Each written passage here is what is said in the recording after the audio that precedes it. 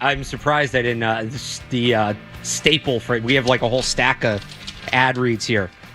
It wasn't Make sure like you read stapled all the way through. I will. Was it the state? Sometimes the staple like the point. The staple went in my finger. Not ideal. Like in the middle of the ad. Not ideal. We'll power through. No, he powered through because the content of the Sports Hub headlines does not matter. I'm going to tell you right now, it doesn't. I did not listen to anything you said. That was like the first thing you told me. I remember the first time I got on air shift, and I was like, headlines, like, wait, how much is too much? How much is not enough? And you're like, it doesn't matter. They don't care. Read the sponsor. It's how we get paid. It's how the station stays on the air. Read the sponsor. Keep it short. Keep it sweet. Keep it to the point, and get us all paid, Barth. And you did. Powering through. I mean, that's your Willis Reed moment. That's, Tom Brady after Rex Burkhead tried to rip his hand off. That was you. Thank you. That is your Kurt Schilling bloody sock moment. Any blood over there? You good? No, I'm good. All right. Toughness over here. I admire you. How you been? Everything good? I'm good. You tired? I'm always tired this early. I still don't know, like, getting up today. So this is the first time I've been on a Sunday since Sunday kickoff ended for the season. I don't know how I get up to do an 8 a.m. show on Sundays. I really don't. Like, I'm not usually awake till like 10, just on a general day, till 10, 11 o'clock. I'm not a morning person. You and me But here we are. And by the way, I would argue most of us in sports media are this way. We're used to, night games. Right. We're kind of all conditioned to working late, not exactly being up early. No, sometimes this Sunday 10 a.m. can be tough. I'm not going to lie.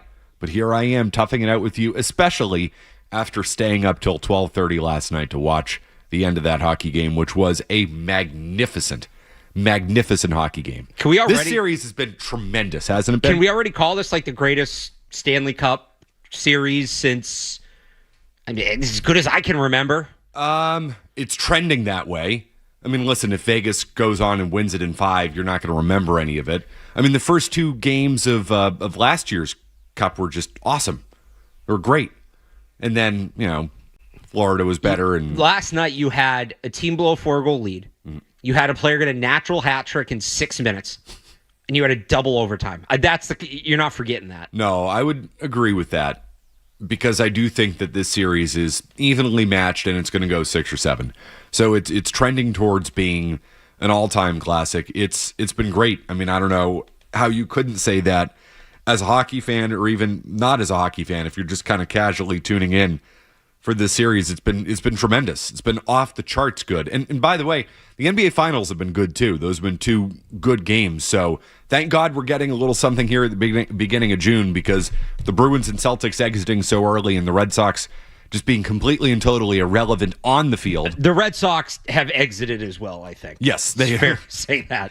Red Sox exited about the same time as the Celtics and Bruins exited too. This season's been over for quite some time, but this has been great. I mean, what more is there to say about last night's game? Do you have any general takeaways from the game before we get into the real story from the game last night?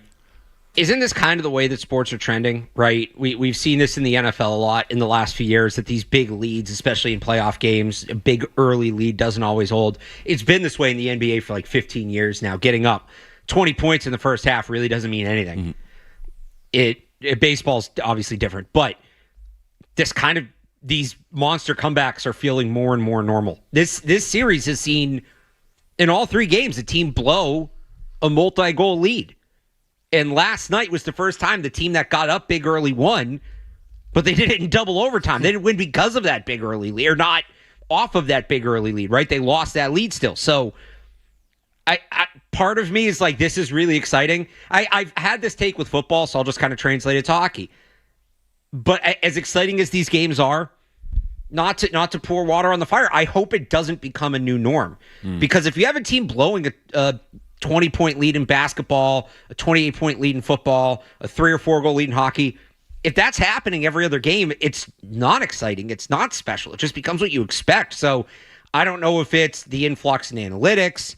I don't know if it's just this generation of athlete. I don't know what it is.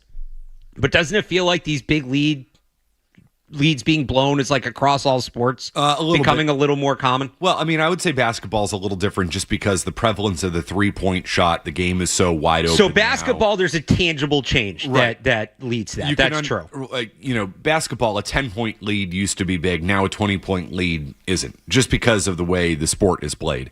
I actually just think, Barth, a little bit of what we're seeing now is just the series and the teams on the ice. I mean, they are tremendous. I mean, their rosters are so good, and their goalies suck. And it's cool.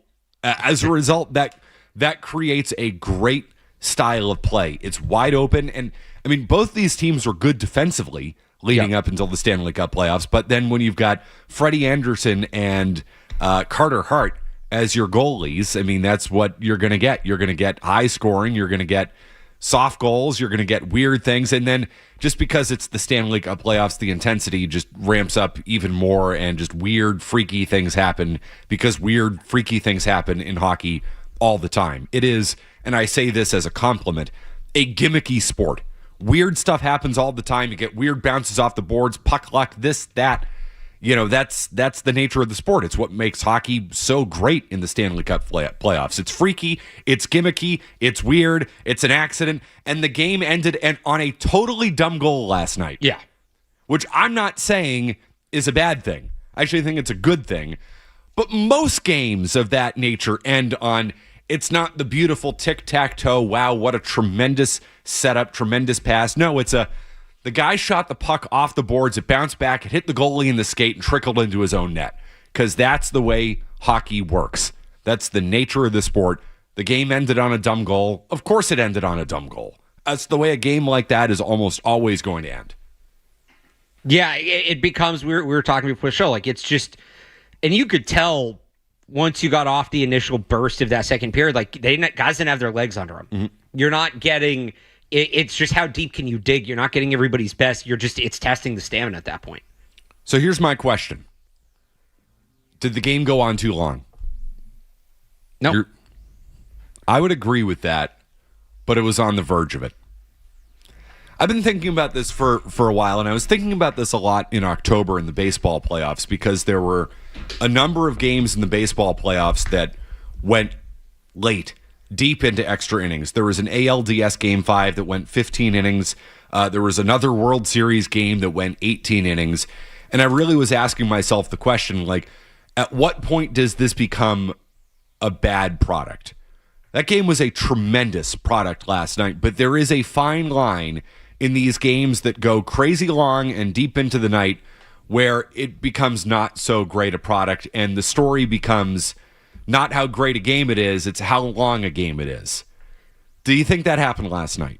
No, and I actually enjoy those games. I know what you're talking about. I don't see them as a negative. Like, if it happened every game in a 7-game series, it would get annoying, for sure. But I think there's something cool about it. It becomes about the preparation of it. Like, sometimes those really long hockey games, you look at it, and it's like, obviously, it's a best-of-7 series. Every win is crucial. Whoever wins the game is big, but you'll see that game and like, okay, a team wins it, but they spent so much more money, energy than the other team, that now the other team comes back and wins the next two. And it's like, just how do you manage yourself physically? In baseball, we were talking about this, like some of those really long games become about managing the bullpen, and it adds a layer of strategy that you just don't get to see a lot, which in itself is inherently interesting. And there's just something too, as a sicko, I enjoy that these long games, whatever the sport, they're not getting decided by a Sports Center top 10 play. They're getting decided by nonsense. They almost always get decided by nonsense. And it's not somebody stepping up and being the hero and making a great play.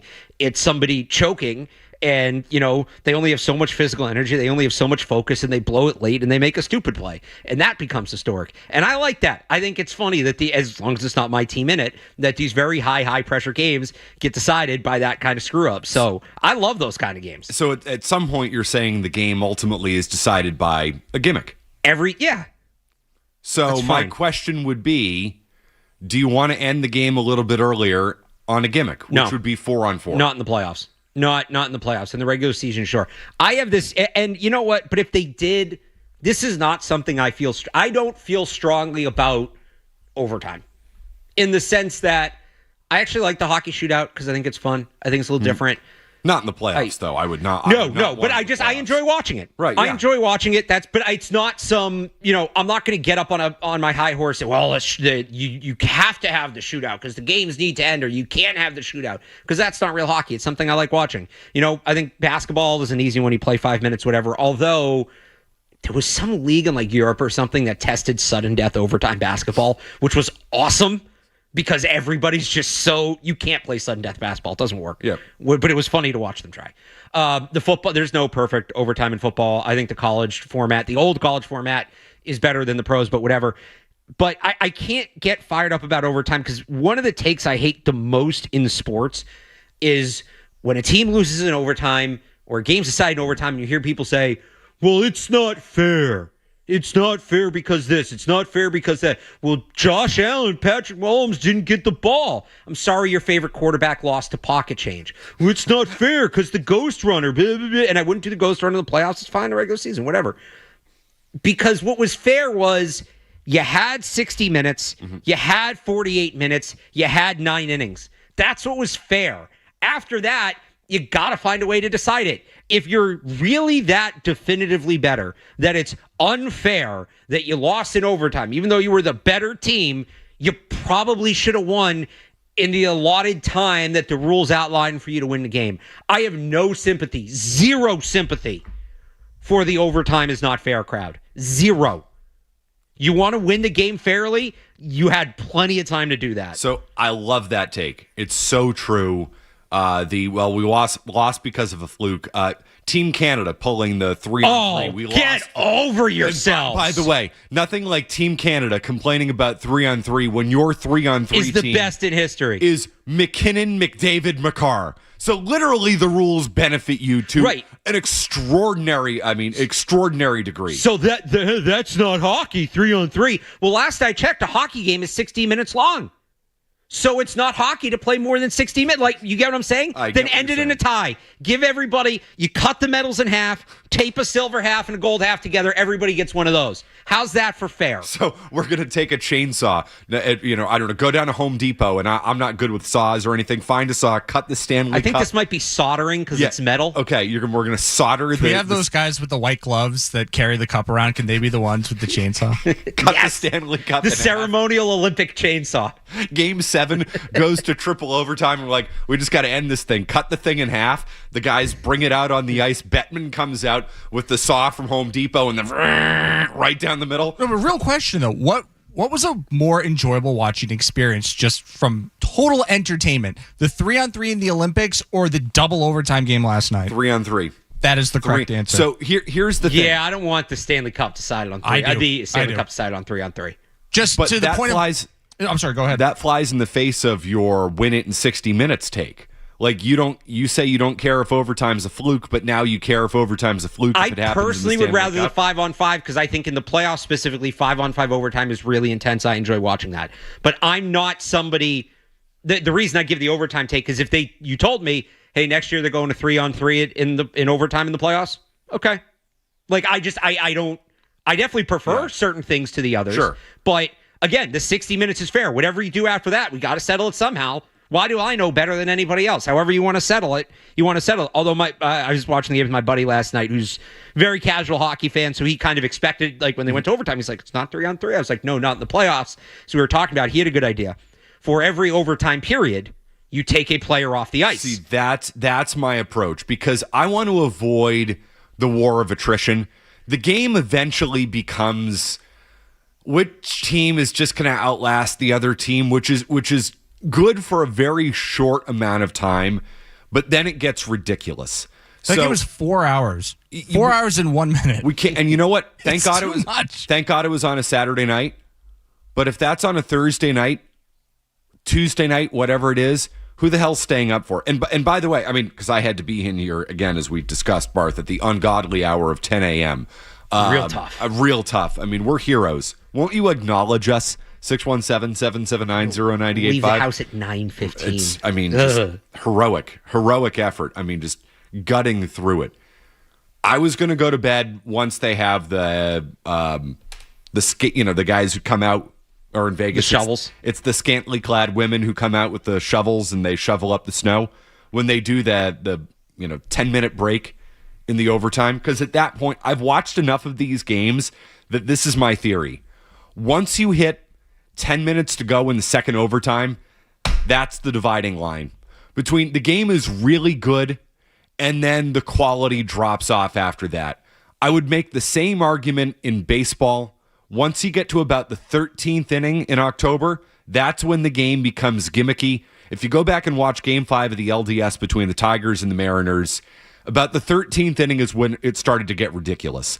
When you go back and watch the 18-inning game in the World Series between the Blue Jays and the Dodgers, innings 10 through 12 were off the charts good. They were spectacular. Those were. Can I also But innings 13 through 18 were not. How about Game 3 between the Red Sox and the Dodgers? That game was a slog to get through. And that game was only an hour longer than the game that everybody sat through last night. That Red Sox game was 5 hours. This hockey game was 4 hours. That game was only 5 hours. That's pre-pitch clock. I also had the same thought. I thought it was so much. It felt so much longer. The game ended at like 3:30 in the morning, dude. It was way longer than 5 hours. I'll find it. Listen, I default to Baseball Reference. It was 7 hours and 20 minutes. Oh, I'm sorry. I was looking at the start time. Okay. Yes, the game started at 5 p.m. local. Yeah, you're right, because I can remember them showing the in-stadium clock at midnight, going, midnight strikes here in Los Angeles. I'm screaming. It's almost 3 o'clock in the morning. I remember I was living on Beacon Street at the time. Yep. It way up, closer to Cleveland Circle. And we had gone down to Fenway to watch the game. We think we ended up at a couple different bars that night, but the bars kept closing. And so we kept going to different bars to catch the end of the game. And finally the last bar was like 2-something a.m. Like, we have to close. You have to go home. So, and the tee's off. Mm-hmm. So we were couple mile walk back home. And I'm like, oh man, I'm going to miss the end of this game because I have to walk home. Walked the entire way home, still watched like 2 innings. By the time I got home. You want to talk about war of attrition? I mean, eventually something just becomes ridiculous. Do you want the Red Sox lineup in the 18th inning of that game? No chance. Oh, because there's no DH in that game. There's no DH. Okay, so this could never happen again, but... No. Here's the Red Sox lineup, and I remember I wrote a story at the time about how Alex Cora just got pantsed in the National League ballpark, and he did. Here it is. Betts, Bogarts, Eovaldi, Kinsler, Holt, Nunez, Bradley, Vasquez, and Leone. They had Nathan Eovaldi had 2 at-bats in that game. He struck out twice. Batting behind Betts and Bogarts. Yeah. He was in for Mitch Morley. And also, I have it up here on Baseball Reference, the position changes. Mookie Betts played right field, then center field, then right field, then center field, then right field, then center field, then right field. Jackie Bradley Jr. played center field, then left field, then center field, then left field, then center field, then left field, then center field. Vasquez caught, then played first. Holt was in second, left, right, then left. Martinez left, right. I know he was young, but there's something so gross about watching Eduardo Nunez pinch hitting for Rafael Devers. It was a platoon player. I get it. First to tell you, he platooned his way to a championship. Ugh. Thank God we don't have to deal with that anymore. That nonsense. Hey, but Nunez went 2 for 4. No, there's the argument against, and we. But this can't happen anymore. I know, but we were talking about this before the show. Yeah. You romanticized this game. You're like, well, the Red Sox won that series because they managed to get through that game, and they lost the game, but they won the war because Eovaldi went 7. It was like, no, they really won the series because Dave Roberts was an idiot, took out Rich Hill in Game 4, brought in Ryan Madsen, and Mitch Moreland homered. They were fine. Was just not clutch. They were fine. It had nothing that. This game had nothing to do with in the end, the way the series ended up playing out.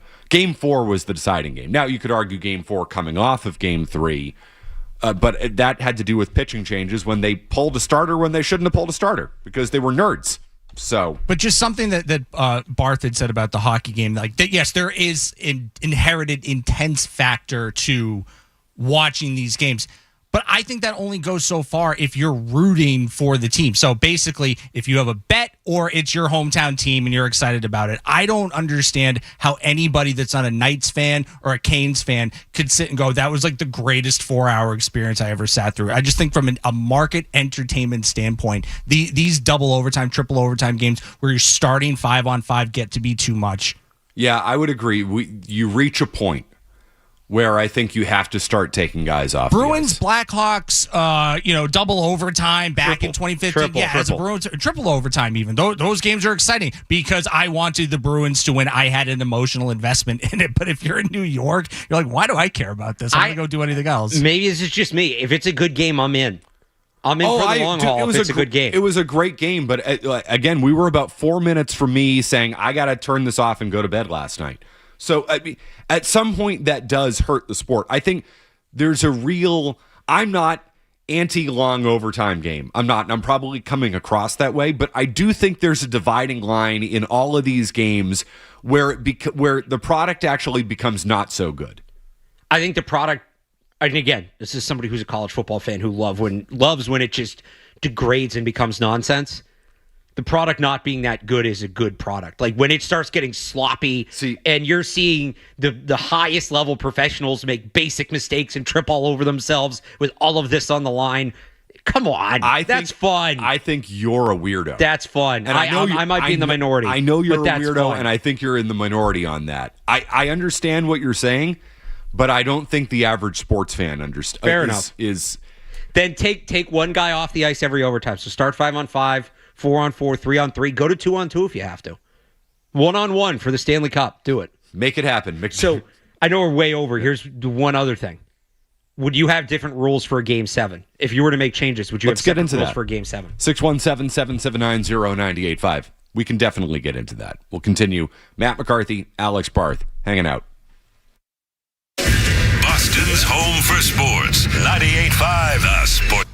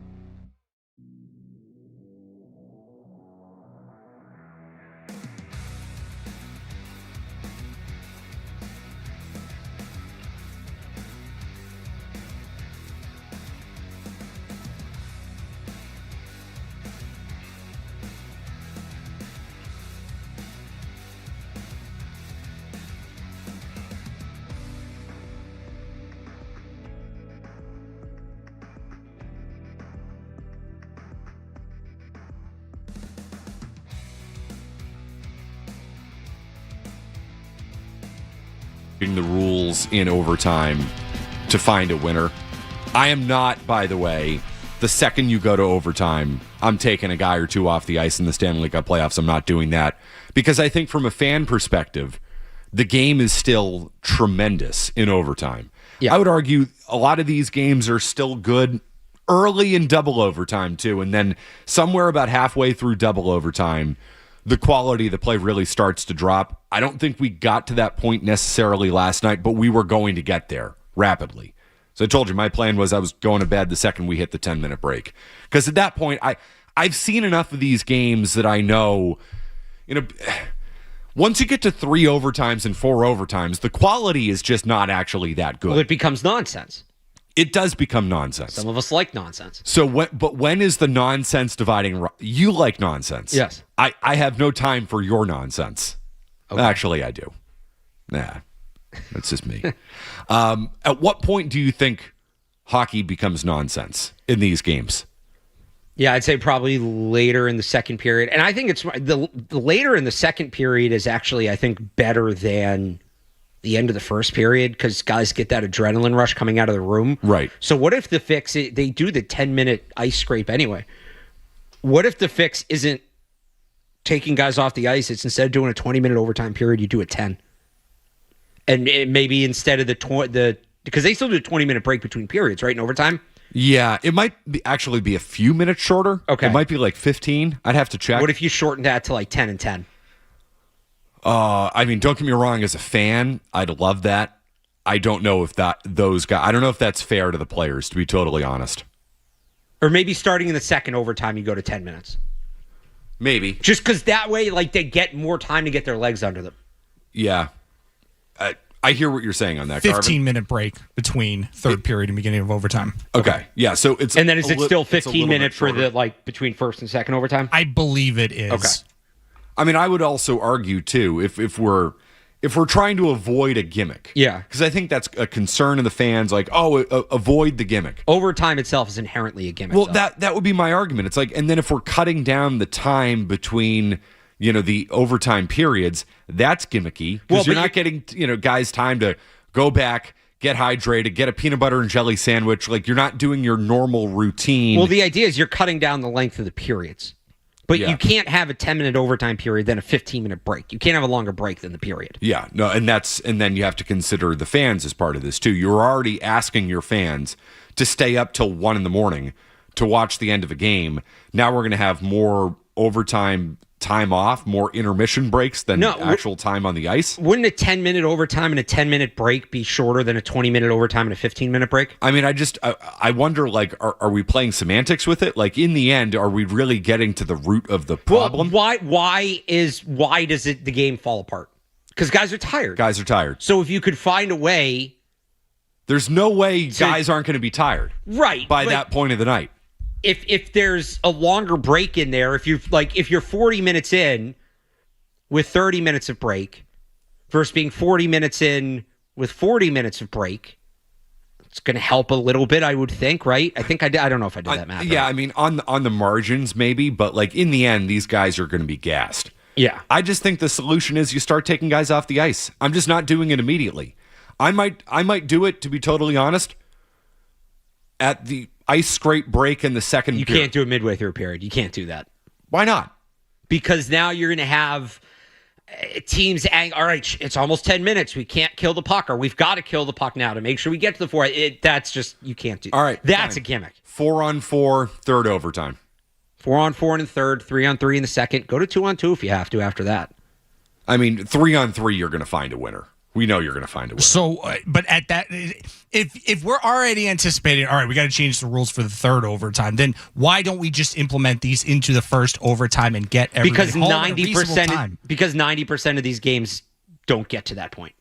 So why are you changing 90% of the games for the 10% of the games? I would also argue the product is still really good in the first overtime period. Like, I'm not in the regular season, fine, let's get out of here.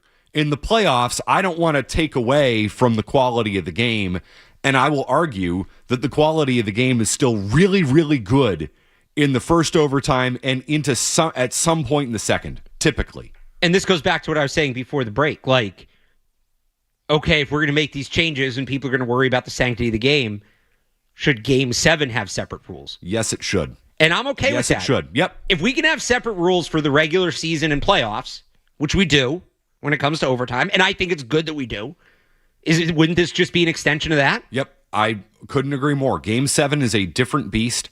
It's one of the more unique experiences in sports when you get a championship Game 7, not, first round Game 7. If you want to apply the same rules to first round, no, I think it has to be all Game 7s. Yeah, fine. It's all or nothing. Fine.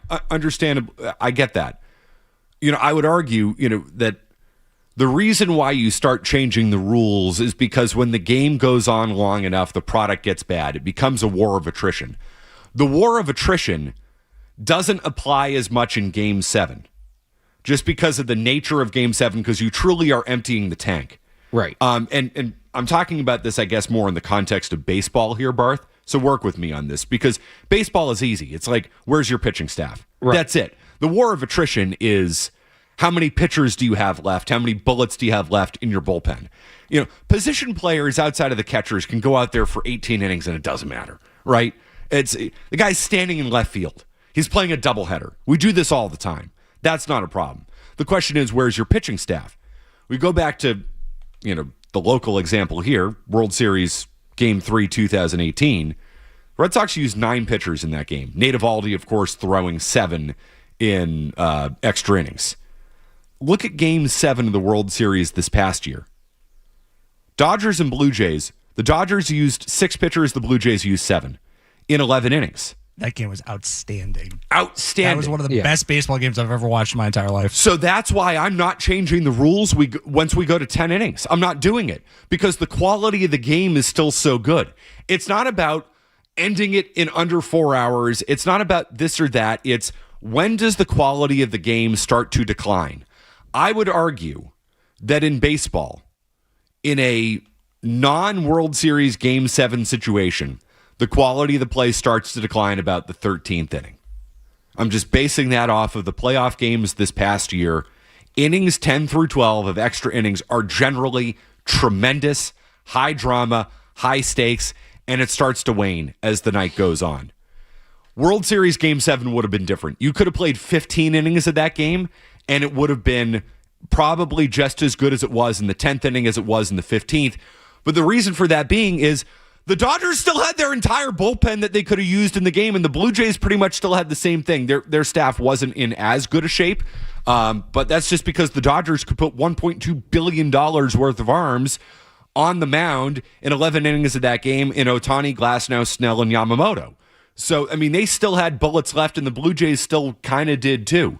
So that game could have kept going, and it would have been okay. So it's like, right. Would I have wanted the ghost runner in the 13th inning of World Series Game 7? No. Did I want the ghost runner in the 13th inning of World Series Game 3? Yes, because the quality dipped as the night went on. But also, pace of play is a major difference between that game between the Red Sox and the Dodgers and the game that you were just talking about. So having the pitch clock has been such a godsend for the sport of baseball, whereas hockey doesn't really suffer from a pace of play. And I know this, trying to just get through a single NBA Finals game, it's like night and day trying to watch hockey and trying to watch basketball. The pace of play is so wildly different. You don't run into that in hockey, but I can understand where you're coming from as far as like, all right, when does the entertainment product, which is why anybody outside of Las Vegas and Carolina is watching this, is to be entertained. What time does the entertainment portion of this start to fall off? That's what we need to determine in all of these sports. When does it start to fall off? And as long as in baseball look, I can understand you don't want to do ghost runners, that's fine, but having that pitch clock, I think, is such a difference maker just as far as keeping the action moving. Football can suffer from it too, from a pace of play standpoint sometimes. But in hockey, not so much, because at least they can play 5, 6, 7 consecutive minutes of action before there's a dead puck or we got to take a media timeout or something like that. I want to find the science behind this. I'm sure, the folks at the Sloan Analytics Conference can find a way to quantify this. I feel like you can play in the playoffs across, most of these sports. I feel like you can play about an extra third of a regular game. Third to a half. Third to a half somewhere, not as much as a half, but a little bit more than a third, somewhere in there, roughly, give or take. Okay. So just I'm looking at the shift chart from last night's game, just as far as like how long guys are staying out there. That first overtime was pretty even as far as guys being on and off the ice and not being out there for about 3 minutes at a time. Yeah. Once you got into double overtime, there were guys out there for, I just had it up. Like Keandre Miller was playing like absurd length of time. I think that's when when coaches go, okay, we're getting desperate, and we got to start like double shifting guys. You've already lost the war. Well, like, let's move it along, please. Agreed. It'll be interesting, and they have 2 days off here. But how do guys look in the next game? Mm-hmm. Right, where are their legs at in the next game? And that's kind of what I love about those long games. And in baseball, this is because of the pitching, it's more extreme. But like, how does it impact the rest of the series? And do you blow your chance at being competitive in the next 1 to 2 games because you emptied the tank so much in that longer playoff game? I love the strategy of that. Some people might say it takes away from the series. I love the strategy. So I think the strategy of that definitely applies in baseball because there's no sport where what happens today affects what happens tomorrow more than baseball, because baseball's all about pitching and who's available. Right. In hockey, all of those guys played 40 minutes last night. But again, to Garvin's point, as the coach, do you decide to double shift guys? Do you not? Like, how do you manage, keeping in mind you have more games to play, how much you're asking these players to do? Isn't that a gimmick too? No, I think that rewards good coaching. Yeah, I hear what you're saying. I hear what you're saying on that, but like at some point, it's all. You could call any of it a gimmick. There is no perfect scenario here. There's no perfect way. No, the perfect scenario is you win the game in 60 minutes. Well, that's not going to happen because you're allowed. How many overtime games? Every year we have a double, triple overtime game in the Stanley Cup final. It's just the way it is. Steve Levy was great last night. He's like, this is the first double overtime game since all the way back in last year. But again, it happens all the time. I have no sympathy for it. Yeah. I have no sympathy for it because that's how this works. That's what you sign up for. Like, if you're going to complain that it's not fair that you have to do this and win the game, then you know what? I would say if a team doesn't want to play that overtime, be more aggressive late in the third when it's tied, and maybe you give the goal up, maybe you score it, but hey, now you don't have to play overtime. If you want to avoid overtime, it forces you to be more aggressive late in the game. If we did not get to witness what the overtime was like between the United States and Canada, it's like the point almost doesn't matter. But that was infinitely, at least to me, maybe I'm alone. I thought that was infinitely more compelling. Great, but because the mistakes matter so much more. And at that point, if you're getting into these longer games, there is more of an opportunity for that to happen. Where if you're not completely sharp, somebody is going to get the puck off of you and you're going to lose the game. That was such excellent sports watching. In the end, we're talking about like how we manage the guys and the rest and everything. Yeah. It's about the fans. This is not about the players. It's about the fans. And you have to give the fans something super compelling in any sport. And I just think at some point, it doesn't become as compelling as it could be if you started taking guys off the ice. I think saying that like late double overtime, triple overtime game isn't compelling is kind of wild. Well, no, I think eventually we reach a point where it doesn't become compelling. I can't understand. Look, unless you love hockey. And by the way, we didn't reach that point last night. I'm sorry, Garvin. No. You're completely right. But like again, if you're in New York and you are watching this game, McCarthy said he's like 10 minutes. I'm going to bed because you don't care about the outcome of the game. But hey, if they get it done in the first 10 minutes, it's a more exciting product. But I think a lot of people were like you and just going, I'm not staying up for this because I don't care about it. Because eventually I'm like, this is really good and I'm enjoying it. But at some point, the enjoyment wanes slightly, and I say, you know what, I got to weigh whether or not I want to go to bed or anything here. And I've just watched enough of these where I told myself, I was like, I'm giving myself until 10 minutes in double overtime. And they scored with, 14 to go in double overtime, something like that? So, I was on the verge of it. Like, I was about to bail on that game. And that, by the way, didn't mean that I didn't enjoy it. But it's like, I know how this is going to go. And I know the longer I watch it, the less compelled I'm going to be by it. That's exactly my point. Again, if you're a fan of the Chicago Blackhawks or the Boston Bruins, you were sitting on the edge of your seat for 6 periods of hockey. And I get that because you have an emotional investment in what is going to happen. But if you're from any part of the country that doesn't care about either of those teams, and if you don't care about the Knights or the Hurricanes, I don't think you were going to sit there through that. Especially in something that's a more regional sport like hockey. I'm okay giving the fans of the teams that are in it what they want. Your team's in it. You deserve to be catered to. If it's all about the fans, I'm okay. And hockey is very regional. It is probably more the audience and percentage of, is your team in it, yes or no? I'm okay catering to the fans whose teams are actually in it. I see on the phone lines, we'll take care of you. 617-779-0985. We also really haven't talked about the game specifically and the Brandon Bussey factor. Goaltending, baby. Goaltending. Does it matter? Does it not matter?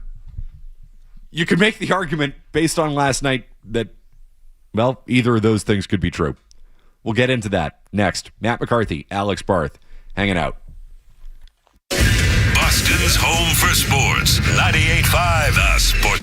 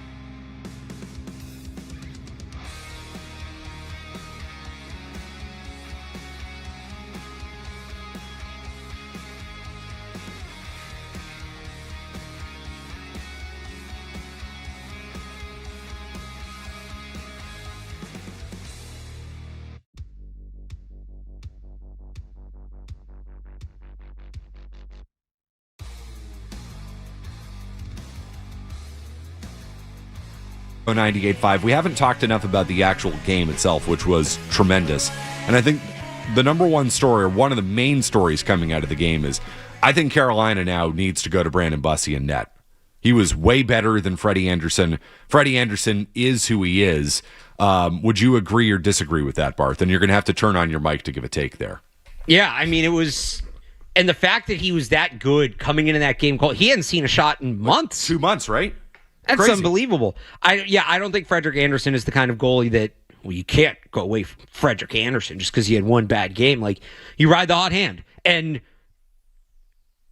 he could come out, and maybe they make the goalie switch, and he comes out in the next game and sucks, and you go back to Frederik Andersen. Like, you just, especially now that you're down in the series, I think you got to ride the hot hand. I'm a huge believer in riding the hot hand goalie in the Stanley Cup playoffs, and I think maybe we've lost our way a little bit in Boston about what that means. Oftentimes, and we hear it before every Bruins playoff series as well, the Bruins have the advantage in net. Swayman's hot, ride the hot hand. Okay, yes, but over the course of 4 series, 7 games, that hand is not always going to be hot. And eventually teams are going to pick up on tendencies. Teams are going to pick up on what's working, what's not working against a goalie. I think goalies get worn down over the course of 7-game series. I just think that's the way the sport is right now. The teams that rotate their goalies, I think, actually have a little bit more success. And this is a mea culpa on a take a few years ago where I was like, no, you got to pick a guy between Ullmark and Swayman. They would have been so much better off after every loss just rotating the goalie. Hot hand, switch it up, give opponents a different look, and they would have been, I guarantee you they advance. They beat Florida in that series had they switched their goalies, because goalie switches generally create a little bit of momentum in these series. And I guarantee you, Carolina's going to get momentum with Bussey in net for a game or two. I'm not saying that's going to last throughout the entire series, because it's not, but I just don't think that's the way hockey works at this point. I think you ride a guy for a game or two and then you switch it up again. It is kind of crazy to me that teams rotate goalies in the regular season and then just... I understand why you would want your better goalie more in the playoffs. Don't get me wrong, but the fact that it's such a taboo in the playoffs when you do it so much during the next season, especially early on. I think it's a taboo for teams that have the big-time goalie. Well, if you have Henrik Lundqvist, fine, I get it. Okay, yeah, but if you have Jeremy Swayman, if you have a Vezina finalist, Vezina quality goalie, it makes it hard. I even think it's super all-time great. If you have Patrick Waugh at net, yeah, you're not going to rotate Patrick Waugh. You have a guy that got hot for a year and got in the Vezina voting, Ullmark a couple years ago, right? Yeah. Like, he's a Vezina finalist, but he's still Linus Ullmark. I hear what you're saying. I'll rotate him, yeah. I'd do the same with Jeremy Swayman. And then, listen, Swayman's better than anybody in this series, but I don't know how this is. And it doesn't have to be a 50-50 either. It could be 2 games, 1 game, 2 games, 1 game, whatever. It keeps guys fresh. I think for the most part, goalies in hockey, the more you ask of them, the less you get out of them. I would agree with that. This consistently shows up. The teams that keep making these Stanley Cup playoffs, and it's not all across the board, but how many of them, Barth, have goaltending situations like the Golden Knights or the Carolina Hurricanes? How many times do the Bruins lose in a playoff series to a team that's just rotating their goalies? How many times is it Ukko-Pekka Luukkonen and Alex Lyon? And I know it's Alex Lyon because they've already lost to him before when they were rotating, because it was Alex Lyon in 2023 to start. And then it was Sergei Bobrovsky, who at that point was a wreck. But Bobrovsky comes in, gets hot, changes that series. They ride that hot hand for a few games, and there it is. So I do think Carolina will be better off going to Bussey in Game 4. And inevitably, this does bring up the conversation. Is investing in the goalie really the right move to make to build a Stanley Cup winner? I think we often go too far, and it's like you can put any bum in net. No, you can't put any bum in net. I mean, Stuart Skinner is a factor in Edmonton. We understand that. But if you're rotating 2 bums, maybe it works. I mean, Brandon Bussey was in Providence for how many years? Now he's going to, I'm sure, start game 4 of the Stanley Cup final for a team that very well could win the series. And I know they're down 2-1, but like Carolina's more than capable of winning this series. Yeah. Are they capable of winning this series with Brandon Bussey in net? Yeah. I think they are. I think they're capable of winning with Freddie Anderson in net. And I don't like either of them. But that's the nature of the sport. I would just look at this and say, are the Bruins really doing it the right way with investing that much in Swayman? I think you have a guy in Swayman that is good enough if you have a fairly competent team around him. I agree. And I think the divide with where, teams are with their goaltender, like if you have a good offense in front of you, or at least a defensive core that can manage traffic, then you can get away with kind of having a mid to below mid goaltender, which is kind of what I think Carter Hart is at this point. Vasilevsky won an award last night. He's okay. But I think just to keep it with the Bruins' biggest issue is just not being able to manage ice time in the opposing zone. So if you're constantly putting pressure on your goaltender, if he's as capable as Jeremy Swayman is, I think he's only going to do so much. And I think, even if it is Patrick Waugh, even if it's, Sergei Bobrovsky, who's been good for Florida for a couple of years, I think you can only do so much. Where I think things get kind of messy is if you are relying on a guy that's just not capable of stopping every single thing. The good guys can only take so much. The mid guys need more help around them. And I think for the Bruins, they're kind of in that place where, like, we have a pretty good goaltender. We just need a little more competent play in front of him. Okay, but how are you going to get that in a hard cap league? Which is, this is not an anti-Swayman take. It's not an anti-goalie take. It's they're not good enough around the goalie, and how do you make that happen take? So I wonder if goalies end up going the way, if you'll allow me to cross sports here for a second, going the ways of running backs in football. Now, the nerds will tell you running backs don't matter. I disagree with that. But you can get by. Because I think, like, why is Bussey and why is Hart and why are these guys having this success? Why are they this deep in the playoffs? Because of what's in front of them. You can't get by middling a goalie. Like, you can get by. I think it's easier to get by with less at goalie if the group in front of him is stacked than it is with a really good goalie, and then you compensate for that by having lesser than in front of him. A really, really, really good running back, like Derrick Henry, right? Mm-hmm. Will make a difference regardless of where he is. He's going to make a difference. An elite goalie, regardless of who's around him, will make a difference. But even some of the above average running backs, they're only as good as their offensive line is going to allow them to be. And if you want to have a good run game in the NFL, you're better off investing in your line than the running back. That's kind of borne out in the last 10 years. I think at goalie, if you have the guy that is Hall of Famer, right? That is an amazing thing to have, and I think that really makes a difference, and you can't replicate that level of ability. Now, that is maybe one or two guys in the league at a time. If you have even an above-average goalie, he is still going to be very reliant. He's going to be as reliant on what's in front of him as the average. Now, the difference here, and where the analogy splits off, is the NFL's figured this out, and running backs don't make any money. Being an above-average goalie, those guys are getting paid similarly to the Hall of Famers. So the expectations, and they are now treated like the Hall of Famers. Like, I'd have to pull up what goalies make, but like, who's best goal? Who would you say is best goal in the NHL right now? I mean, Hellebuck, Vasilevsky, guys like that. So like Hellebuck, right? Yeah. How much better is Hellebuck than Swayman? Better. Is the gap in talent bigger than the gap in the financials? Actually, Swayman gets paid more than Hellebuck. Exactly.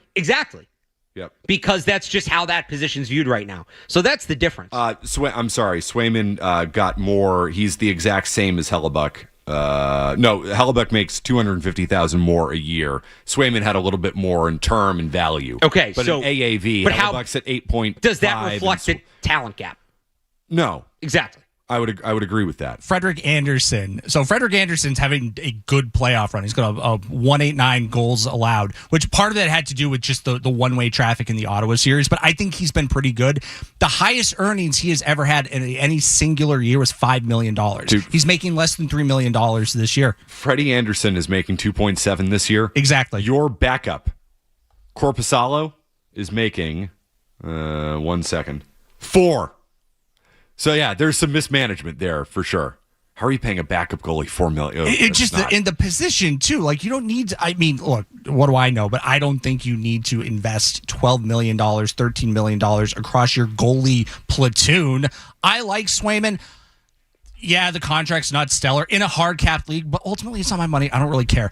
The backup stuff is a different matter, and I think that's where teams, and the Bruins are famous for overpaying. You know, they'll call it a platoon. I think it's a backup goalie. Ty Anderson and I on the hockey show have debated, you know, do you want your starting goaltender playing 57 to 62 games a year? Do you want it more managed? I think you're just looking for somebody that can kind of maintain the status quo, so you're not having your main goaltender play, you know, 3 games in 4 nights or 5 games in 7 nights. I would say the bigger thing, does the NHL have a goalie problem? Is the level of goalie play in the NHL right now like the worst? This year feels glaring. I mean, the goalies in the Stanley Cup playoffs the Stanley Cup final are not good. No, but you can have a bunch of good goalies in the league, and a not good goalie gets the playoffs because he's on a great team.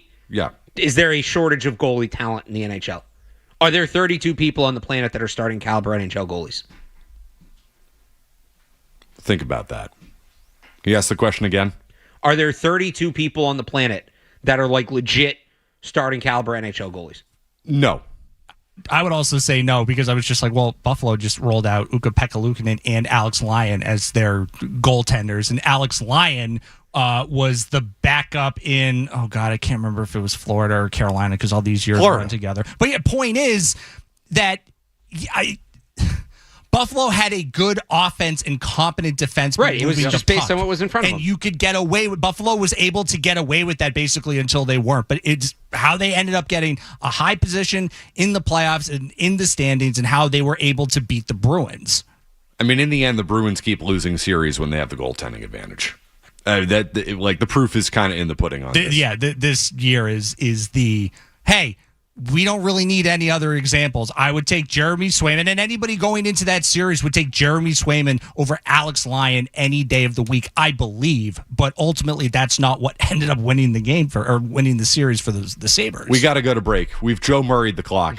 We have Christian Gonzalez news from this morning that we'll get to. We'll do that next. Alex Barth is here. Matt McCarthy on the Sports Hub.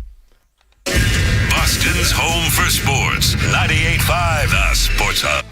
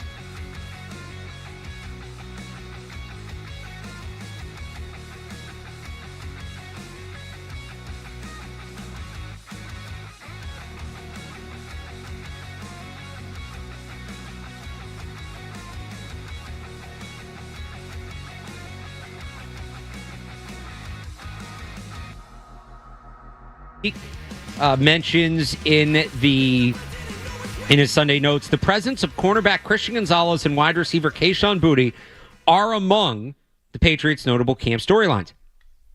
It would be a surprise if Gonzalez didn't report to camp, while Boutte told WBZ TV reporter Aaron Parsegian that he will be there for day one on Tuesday. So both Gonzalez and Kayshon Boutte expected to be in attendance when mandatory minicamp begins on Tuesday. Okay, so first and foremost, it's mandatory.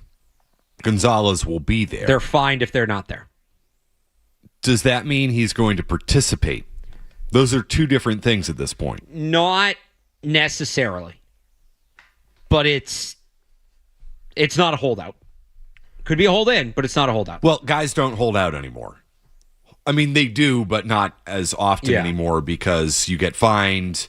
Yeah, you show up at minicamp and you say, ow, my back. Right. So I'm not saying that Gonzalez is going to do that. I mean, I think it's important information and reporting from Mike Reese that he's going to be there. That is not necessary. It's one of two things here, Barth. That is indicative that they're making progress on a contract extension, which I think they're going to. I think they're going to get there. And in regard to holdouts, guys don't hold out at training camp anymore. If you're going to hold out, if you really want to send a message, it's minicamp because you can eat a 3-day fine. Whereas if you start holding out at training camp, you're now talking about a 6-week commitment. You're talking about a fine that's going to go into hundreds of thousands. I think get into millions. I forget how the exact fine structure works, but because you can't hold out for 3 days and then say, oh man, I don't want to pay this fine for 2 weeks, so I'm going to go back to practice.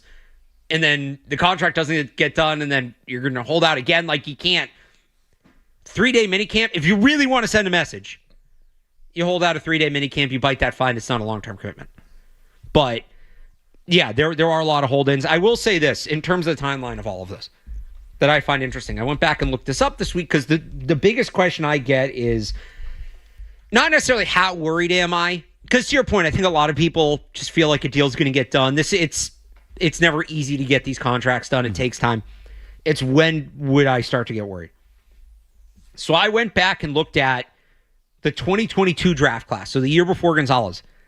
When did the good players in that draft sign their extensions? I didn't look up Cole Strange, but... Yeah. Really shocker. Cole Strange not on that list. Specifically highlighting he got a second contract before a lot of them. It's because his first one ended before a lot of them, but he got a second contract before a lot of them. Looking at the best players in that class, specifically the defensive backs, right? So Derek Stingley signed his on March 17th of last year. He got his done before free agency. That was early. That was the first one.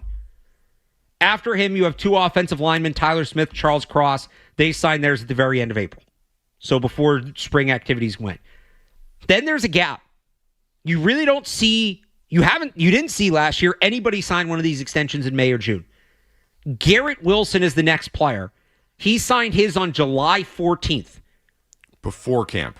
Right. After minicamp. Okay, yeah. And he participated. Okay. Sauce Gardner was the next day. You had Kyle Hamilton on August 27th. And then the other defensive back, and then you had guys in the season. Jameson Williams, September 6th. Aiden Hutchinson, October 29th. Jordan Davis, March 8th. The other corner from that first round was Trent McDuffie. He played last year, extension eligible without a deal, got traded this offseason, and then signed the extension with the new team. So they're not behind by any means.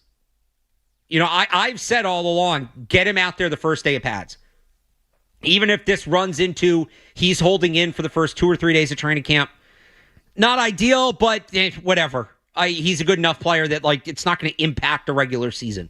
That is because we were talking about this last week after the whole meteor thing. I said, that's the meteor breaking up over the bay. And yeah, there was still a meteor, but it didn't hit anything. There was a loud boom, whatever.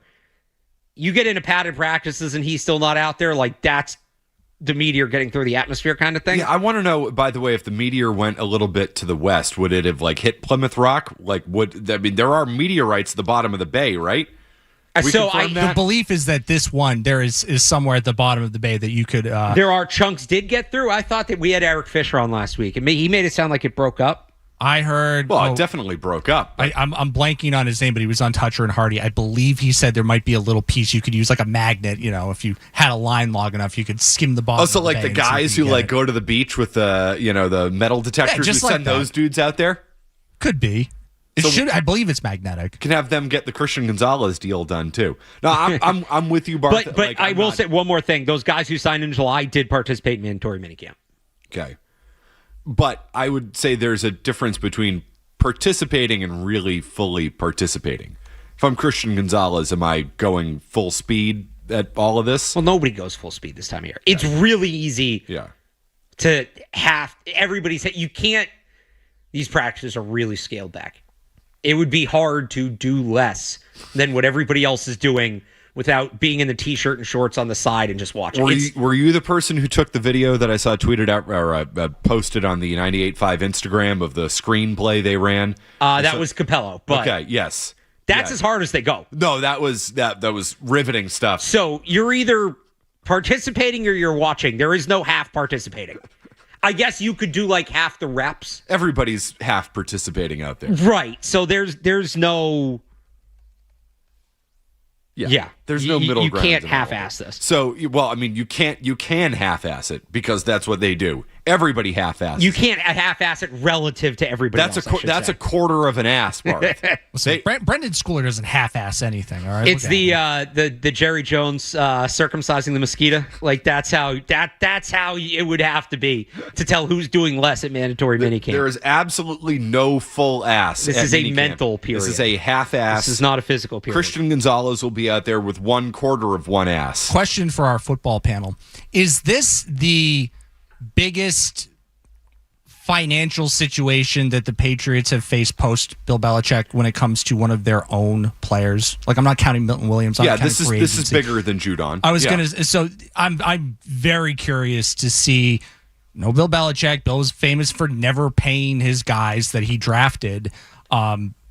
What this is going to look like now that it's Vrabel and it's his guys, but it's also Robert Kraft and his guys too, and Elliott Wolf and all of them. Like, do we see more of the past and we're going to really drag this out, or does Vrabel turn around and go, I don't want this to be a distraction for our guys. Can we please just pay who I believe to be a good player and move on?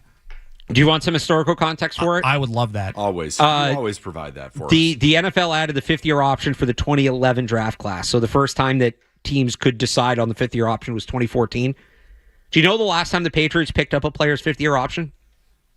Did they didn't pick a max, did they? Nope. I don't even think the Jaguars did. They traded him before they had that decision. Dante Hightower. One more recently than Dante Hightower. Kyle Duggar? It was Isaiah Wynn. But they did it because they had to, because they didn't have enough linemen. The best part about it is I could hear Garvin. He turned his mic off. I could hear Garvin's audible reaction to the name Isaiah Wynn. I remember being surprised by that. Soundproof windows. I thought they did it to trade him. But they just didn't have enough linemen. They had to. But no. So it's been more than a decade now. I think it's been 15 years of the fifth-year option. The Patriots have now picked it up. Because they have picked up Gonzalez, as they already had decided on that. They've picked it up 5 times. And 2 of them were one draft. Nate Solder, Chandler Jones, Dante Hightower, Isaiah Wynn, and now you add Christian Gonzalez to the list. And presumably, they'll add one more next year as well. Maybe this is why Robert Kraft turned around a couple of years ago at the owners' meeting and was kind of adamant that, no, we need to really focus on building through the draft, because that is such an insane, that has to be the exception. Like, most teams, I think, tend to draft well and are picking up at least 1 or 2 guys from their own draft class, in theory. But that's why I was kind of thinking about it, going, well, it's been a while since the Patriots have been in this situation, and it has to be the first time in the post-Bill Belichick era of the Patriots where they have a talented first-round pick that is going to command a big salary at a position that is very important in the NFL. And I'm fascinated to see how Robert Kraft and the Kraft family and ownership are going to approach this now that they don't have Bill saying, it's fine. We can, we don't need this guy for the amount of money that he's going to be expecting. So listen, I think the Krafts were probably a part of that too. No, that's my point. So that safeguard of blaming Bill Belichick is gone now. Yep. I believe the Patriots are towards the bottom of the list. The only teams I know that have used it less than the Patriots' fifth-year option are the Seahawks and the Rams, and they just stopped picking first-round Right? players. Yeah, stopped drafting guys. Right. Which so once again, the Rams continue to be the most fun team in football the with the FM trades. picks team. No, and the it's Seahawks great. also It's have tremendous. drafted well the last couple of years. too. So here's the thing about the Rams and F them picks, and this is relevant to the Patriots because they trade for A.J. Brown. Why can't they just now trade a pick for this guy? Now trade a pick for that guy. And, I had somebody ask me the other day, should they revisit Max Crosby now that he's still in Vegas and now that they're trading picks and trade another pick? Because I've always said it's not sustainable. It's not sustainable to just throw picks away, and you can get a major bump. You can get a 1-year major bump off of big free agency, big trades, whatever, but that's it. You need to draft sustainably to be good in the NFL. The Rams are not the exception to the rule everybody thinks they are, because when you get Puka Nacua in the 5th round, Cam Kitchens, I think, was a 4th or 5th round pick. They have drafted incredibly well on day 3. So the reason they can do F them picks, there is certainly some financial flexibility from the owner that allows them to do that. But it's not F all them picks, it's F them first round picks. They're still drafting incredibly well on day 3. So you still have to draft well in order to maintain. Right. And that was also, I don't mean to, I'm sorry to jump in, but that's also after it didn't work out with Jared Goff. They also got very fortunate that Matthew Stafford was able to come in and play to the level that he did at that point. They're going to get fortunate with Burrow, Lamar, or Allen in a couple years too, and it's going to annoy everybody. But, I mean, again, just they're drafting in late rounds in the last couple of years. They got Cam Kitchens in the 3rd. Last year, Jordan Whittington in the 6th. Those are good players. So, like, Puka Nacua was a 5th round pick. If you don't draft Puka Nacua in the 5th round, are you going out and trading for Myles Garrett, at this stage? I guess that's a fair question. They keep trading these first-round picks, but it's because they keep putting themselves in a position to be able to do it. I mean, honestly, do they still trade that pick? Maybe, but they probably trade it for a wide receiver. A.J. Brown. Right, yeah. Well, speaking of A.J. Brown, there were people in this room who I would characterize as had heroic takes this week. If there's such a thing as a heroic take, Alex Barth and I had it. We will remind you of those heroic takes. It garnered us widespread praise on the Felger and Maz Reddit page. I don't even know what you're talking about. Oh, we'll get to it. You'll find out. You'll find out what a hero you are next. Boston's home for sports. 98.5 The Sports Hub.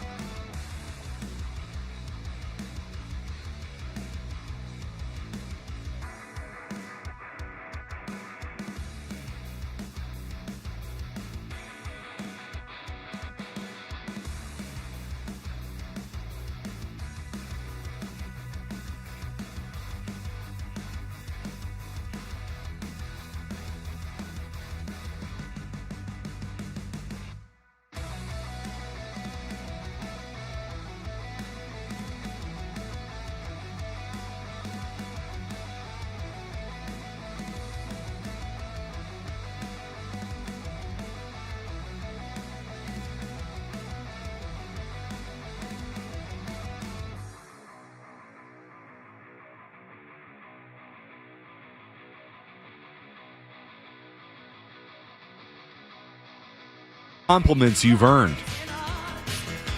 for defending the A.J. Brown trade, which I think most of us felt like was a pretty good deal. You wouldn't have known it on these airwaves this week. You had the audacity, and I did too, to suggest that, you know what, maybe, just maybe, it was a good move for the Patriots to make. Do you still feel that way? Yeah. Yeah. You know why? Because it's a good move. Here's what I would say. It's very simple. It's a good move. It's a good move. It's a risky move, but it's a good move. What was the alternative? They gave up a lot. I get it. It makes people uncomfortable. You know what it's a bad move for? Me. Personally. What am I going to do in the spring of 2028? They don't have a first-round pick. You're going to take the month off, and you're going to enjoy your life getting away from watching. If this works and they're actually good, I'm going to have to convince people to be interested in like the 63rd, 64th pick in the draft. If there's one person in the market who can do it, Barth, it's you. I appreciate that. But that's going to be an uphill battle. It's a bad move for me, personally, professionally. Maybe personally it's good, as you said. Maybe I'll actually let go of the rope a little bit, enjoy myself in the spring. But we all know that's not going to happen. You're not going to do that. No. I've known you way too long. So it sucks for me personally. You're right. Maybe I am a hero. I will wear that. I will take that personal, professional hit because the Patriots are a better football team. Had they not made this move, the one thing they could not do, especially after they cut Stephon Diggs, I felt strongly about this. Drake May showed you last year who he is and what he can be. You cannot, on the other end, come back with less than around him offensively and less than around him at wide receiver than what he had. The bare minimum was equal. And I think Diggs for Dobbs is at best a wash. It's a better long-term play. It is a better long-term play. He's much younger. But like, you're projecting Dobbs' production forwards. You're projecting him into what Diggs gave you last year, what Diggs had already proven he could do. You could not come back less than at receiver. And they didn't do that. Look, some people are going to be annoyed by this take, whatever. Mac Jones showed you a little something in 21. He did. I'm sorry, he did. He didn't show you nearly what Drake May did, but he showed you something. Now I'm annoyed. And their big addition was Devontae Parker, who the Dolphins couldn't wait to get rid of and traded in the division. And they didn't help the line, and they gave him a defensive coordinator as their offensive coordinator. Was Mac Jones ever going to be what Drake May is? No. Did things need to bottom out that extremely and that quickly? No. Because they didn't help their young quarterback. Ultimately, it worked out. They stuck the landing because it pushed them to the bottom enough where they got Drake May. But you got to learn from that. They had to come back with more for Drake May to work with, and they did. And that's good. When you talk to people about team building in the NFL, every move that's made is viewed through 3 different windows.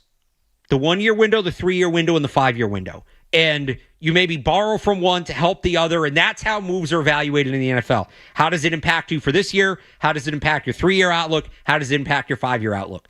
Basically, since the end of Brady, and you could even include the last year of Brady being here, everything the Patriots have done, we have viewed primarily through the 5-year window. Correctly, they were not a team that could afford to look at the 1-year outlook or even the 3-year outlook. Maybe after 21, they should have looked more at the 3-year outlook, and they didn't. But we've looked at them through the 5-year window for a long time because they were one of those teams that was living in the 5-year window and not in the 1-year window. They're not anymore. Does this move hurt the Patriots in the 5-year window? Yes. Yes, of course it does. I don't care. No, it doesn't. And it doesn't kill them in the 5-year window. It makes them worse in the 5-year. But the 1 to 3-year outlook is now better. And that's what should be important. We've talked about this, how much the quarterback on the rookie contract, how valuable that is, and how you maximize it. I don't think they're going to spend this way forever with Mike Vrabel. I don't think they are. But if there was ever time to do it, it's now. It's this. And they're capitalizing on it. It's never too much of an overpay if you're helping your young quarterback. Correct. There is no. The Bills gave up a 2nd-round pick for DJ Moore. That was too much of an overpay. Okay. Oh, Josh Allen's not young. But how much is DJ Moore really helping? You know what I mean? That's true. Like we're talking. And do I have concerns about AJ Brown? Yes, I have concerns about the knee. The attitude concerns don't bother me as much because I think, over the course of a year or two, Vrabel and that relationship will keep him, on the straight and narrow or whatever it is. So is A.J. Brown a perfect trade target? No, of course not. But to borrow a line from you, Barth, there's no such thing as as the perfect draft prospect. Yeah. There's no such thing as a perfect trade candidate. Myles Garrett begs to differ. But they gave up a lot. Your point, if he was that good and everything, Justin Jefferson's not available. Right. Why isn't Justin Jefferson available? Because there's no point in trading him. Correct. If there was a point in trading the guy, there's some sort of worry there. You know what I mean? If a guy's getting traded, there is almost always some reason why he's getting traded. It's just the way it is. I'd say, and you're right, 90% of the time it's the player. Myles Garrett was just Cleveland Browns incompetence. And that's all that is, right? But, I mean, rarely. That is a rare situation. Of course, A.J. Brown has warts. Is it an overpay? Yeah, it's an overpay. I didn't want to give up a first-round pick. You didn't want to give up a first-round pick. Is it worth it for the Patriots? Yes. Did they lose on the value of this trade? Yeah, of course they did.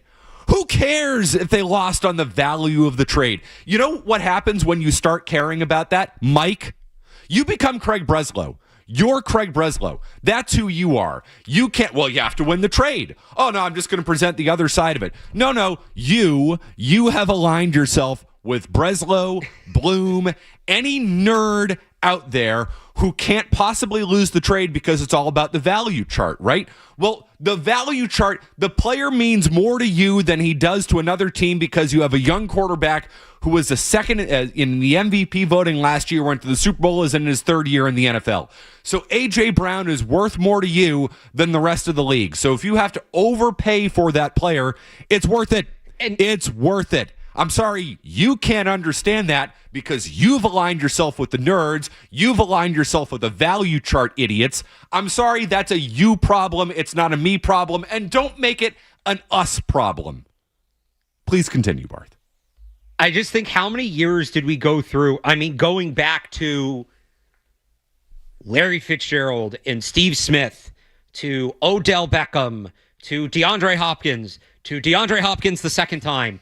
Brandon Ayuk, admittedly, they were right for that one not working out. That was a good thing. Yep. But to DK Metcalf, who I really want, I thought Metcalf was the one.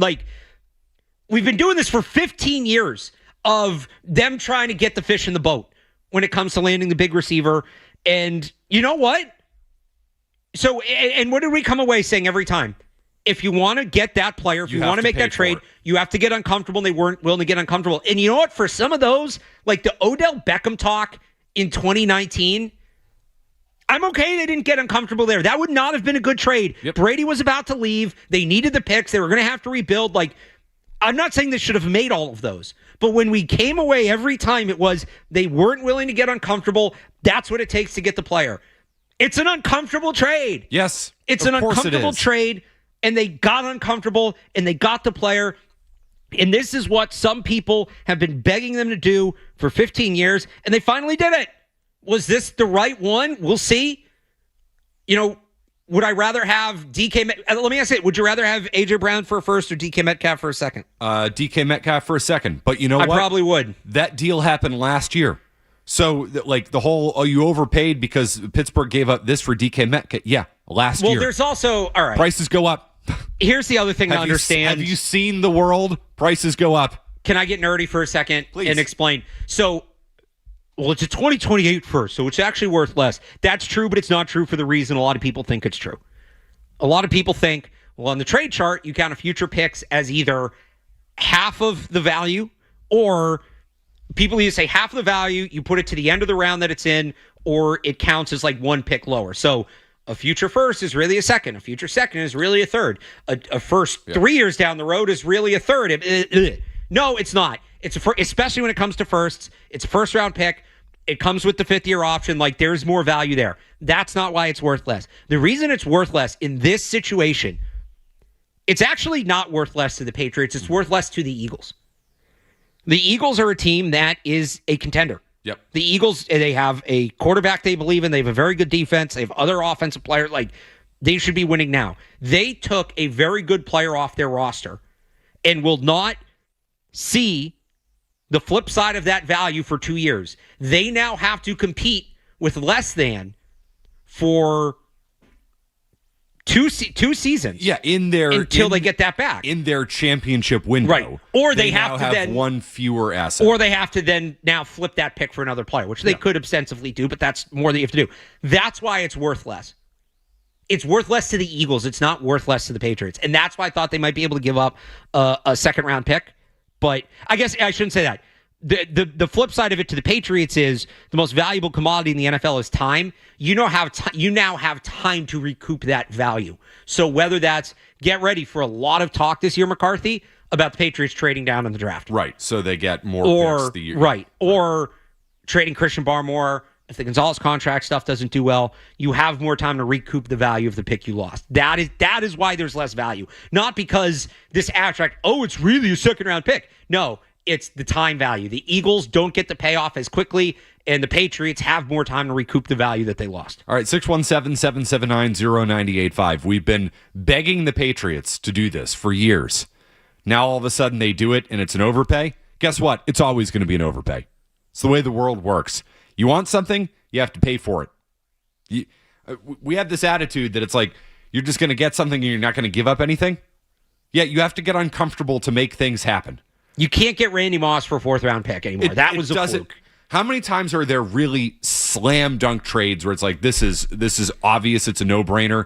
No, a good trade, you generally say, you gave up a little something there. I've got an obvious trade for you the Patriots could make. Want to tell me on the other side? Yes. Let's do it. Do it next. Matt McCarthy, Alex Barth on the Sports Hub. Boston's home for sports. 98.5 The Sports Hub.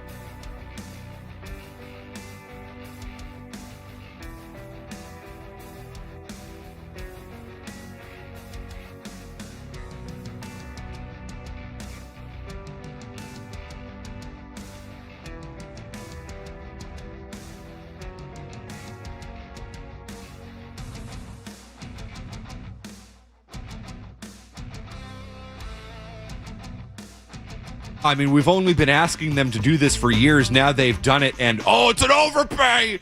Mike Vrabel's guy. Yeah, actually, I do want them to bring in Mike Vrabel's guy. I think that's a good thing, not a bad thing. When Mike Vrabel took this job last year, I remember just talking to some of the other reporters, and we were, what's this going to look like? What's going to happen? And it came up in conversation. Okay, there's two players we know are going to be Patriots at some point in the next 3 years. Harold Landry and A.J. Brown. Check. Mm-hmm. Like that, it was clear. This was happening at some point. Was it always going to happen at this point in this way? I don't know. I just kind of felt like once, honestly, there was a third guy on the list too that we were like, probably not, but I could see it at the very end. Maybe he comes to camp, and that was Derrick Henry. So clock's ticking on that one, but 2 for 3 is not bad. That gets you to the Hall of Fame, Barth. That's where that gets you. Any more follow-up thoughts on the A.J. Brown situation before we move on? I'll ask you this because I've talked a lot about it this week, and I can give my take in a bit, but do you want them to now bring back Stephon Diggs?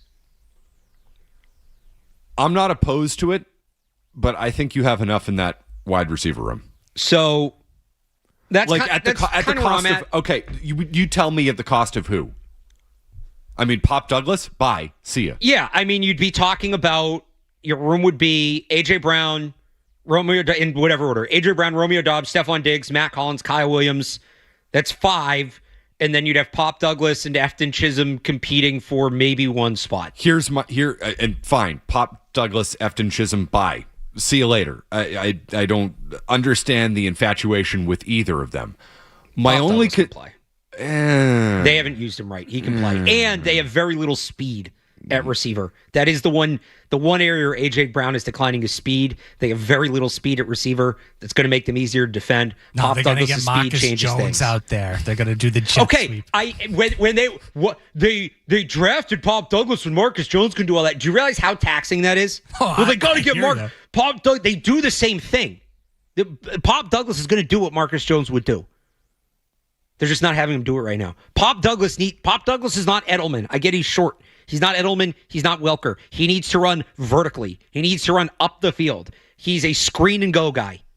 Run him vertically from the slot and open things up underneath. They did that a little bit last year. It was great. He also needs to be better reading zones. Like it's not just him.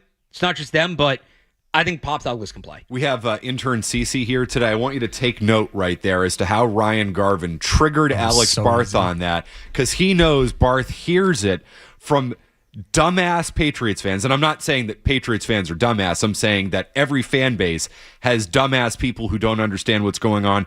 Alex Barth understands what's going on more than most. So he has to hear from people who don't understand what's going on, and it just gets under his skin, and it makes young, kind, sweet Alex Barth so angry. Like it just boils up. So do you want another him. one? Yes, please. So as it comes to Diggs, because a lot of people are like, well, just wind him up and let him go. How's he going to coexist with A.J. Brown? How's that going to work? He's going to want to be on the field more. He's going to want more targets. And maybe he does. I do think there is something to Diggs at this point in his career. I think he's a guy that's very cognizant of his place in the league and his place in the history of the sport. I think he's somebody that, Hall of Fame and all of that. I think he's aware of that. He probably needs a ring to get in. It's going to have as good a shot here as anywhere to ring. So does he come in and take a lesser than role? Now, how much lesser than? Well, he's not going to play in 12 personnel, so it's just going to be Brown and Dobbs or Brown and Hollins, and is he going to be okay only being on the field 50% of the time? If I had to ask you, gut feeling, what percentage of the Patriots snaps do you think Stephon Diggs played last year? Not as much as I thought he did. Yeah, a lot of people think that number's like in the 70s. Yeah. Right? Which I understand why. And when he was on the field, he was heavily involved. He played 55% of their snaps last year. Wow, that's even lower than I thought. I knew it was lower than I thought, but that's even lower than I thought it was going to be. That 55% role still exists. That still, right now, that's between, and I think it'll probably be a rotation and they'll hunt matchups, but after Brown and Dobbs, it's Hollins and Douglas and Kyle Williams competing for those snaps. So you can split it between those guys. You can give it to Diggs. Interesting. Targets, he had 102 last year. Maybe that number comes down a little bit, but now we're going to get a little nuts. because I just looked up hypothetically, how many targets are there really to go around when you have all these superstars? And if they were to add Diggs, it would be their best wide receiver room since, and I don't think it would be as good, but it would be their best wide receiver room since Moss, Welker, and then whether you want to call the third guy Stallworth or Gaffney or Edelman a little later, whatever you want to call it, right? So how did they spread the ball around then? With the same offense coordinator, mind you, Josh McDaniels. In 2007, Wes Welker had 145 targets. He was second on the team. Randy Moss had 160. Oh, and by the way, Dante Stallworth had 75. Oh, and by the way, again, that team ranked top 10 in the NFL in rushing attempts. In 2009, Moss had 137 targets. He was second on the team. Welker had 162. Oh, and by the way, that team was top 10 in rushing attempts in the NFL. So it can be done. It's not easy. And one thing I wonder that they're going to do this year that would help with something like this, another year in the system, they played very low tempo last year. Mm-hmm. They can get more plays into a game this year. Those Patriots teams played at such a high tempo. I don't think this team can play at that tempo. Do I think they can improve their tempo from last year and will improve their tempo from last year? Absolutely. So it can be done.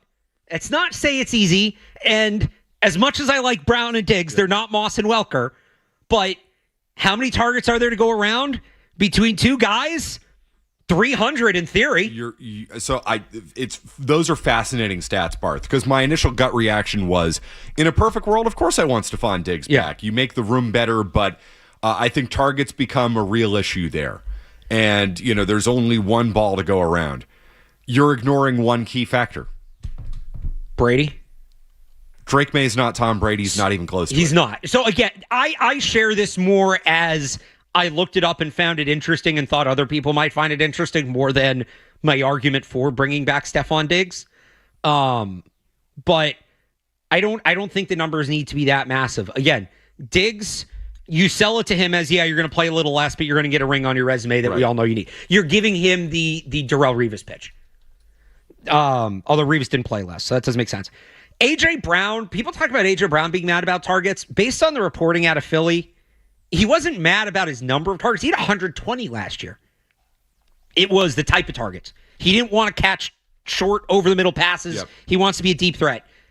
If they're not running him deep, if they're only running him short, I'm going to be pissed for him. You have Drake May. You brought him in. He's your deep ball threat. So maybe it's not 160 and 145. Those numbers are absurd. Could you get Brown to 120, Diggs to 90, and Dobbs to 70? Yeah. I don't think that's impossible. Sorry, go ahead. Is that enough? Is that enough to keep everybody happy? Dobbs' number's a little low, but 120, 90, and 70, could you swing that? If you're playing more up-tempo, I don't think that's impossible. If you want to put more on Drake May, which you probably should. And I think they're going to. Yeah. Drake May last year, in a year where he finished second in the MVP voting, had 492 passing attempts. How much do you want to increase that? How many more pass attempts per game? 5? I'd have to look up what the total number is. Yeah. Does that feel right? I just keep coming up with I don't know, let's go 5 times 17. That's another 85 passing attempts.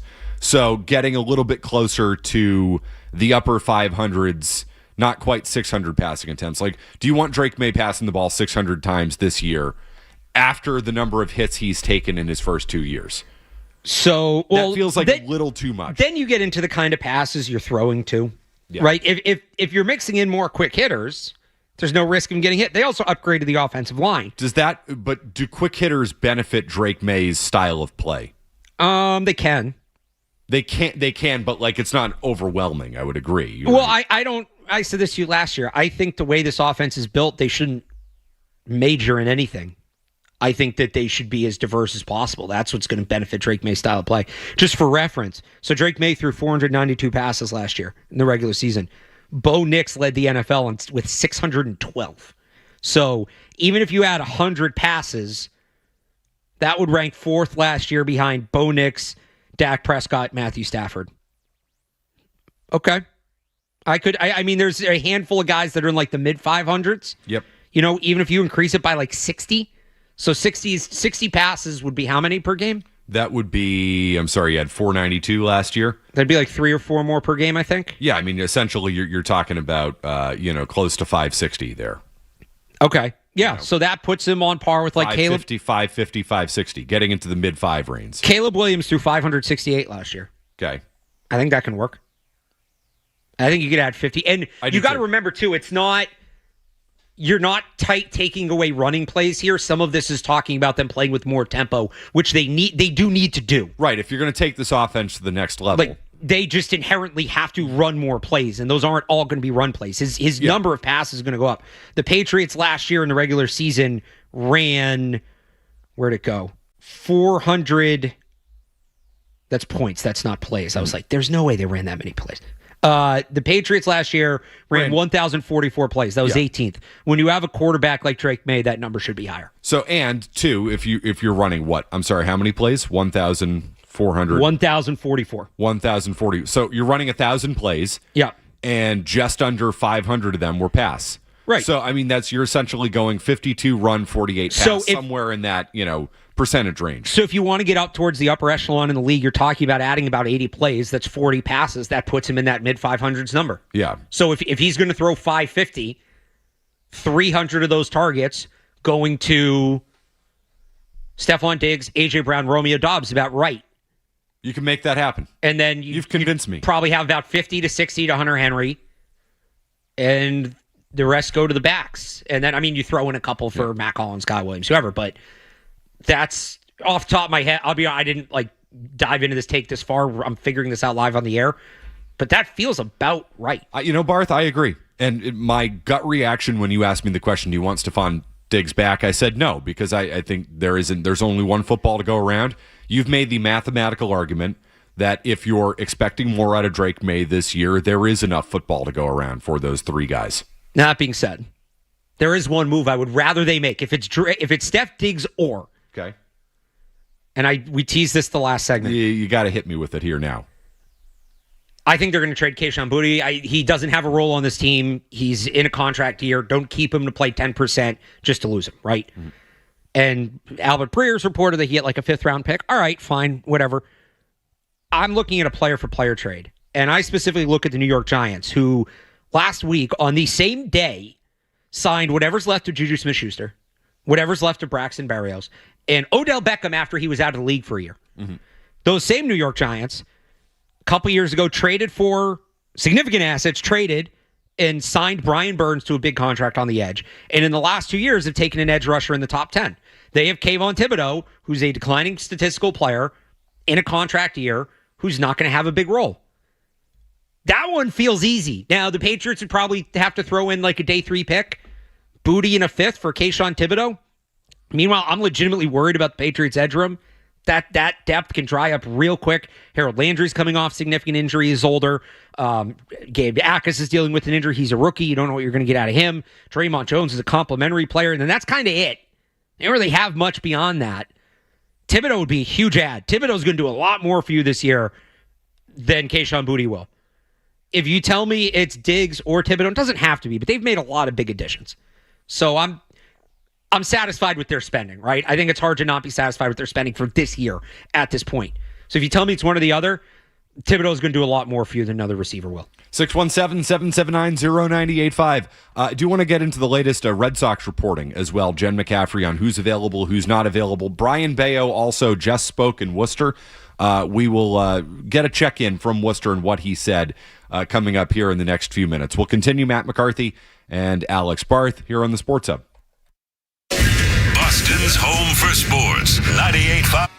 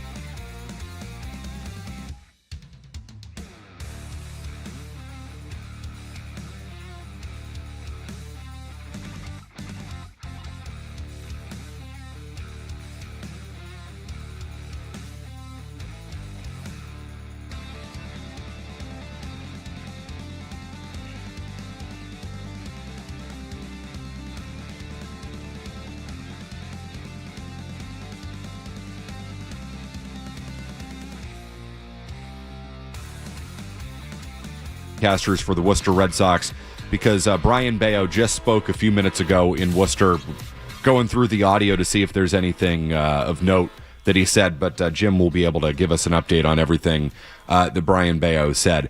We also still haven't, and I'll see if we get the answer today, still no real answer, official answer on whether Bayo is going to start or come out of the bullpen in Worcester. I think the sense is, and talking to some people down there yesterday, and this will not be a surprise, that Bayo is going to start in Worcester. But based on after the comments that Bayo made on Wednesday or Thursday at Fenway Park, I was not ruling out the factor that the possibility that the Red Sox might say, you know what, you think you're a starter, buddy? Well, you're going to go work out of the bullpen in Worcester, just to send him a message. Although it seems like he's a little bit more on board today based on some of the stuff he said. I would anticipate he will start for Worcester when they go to, I think, Rochester a little bit later on this week. So he's not pitching today. Jake Bennett's going to replace him. That hasn't been officially announced, but Bennett was supposed to start for Worcester today. He's not. That would indicate it's pretty obvious that Bennett's going to come up this week.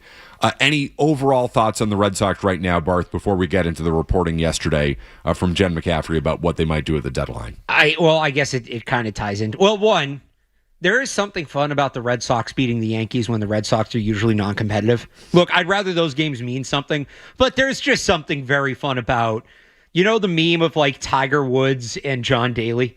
You ever seen that one where Tiger Woods is there looking all stoic and professional?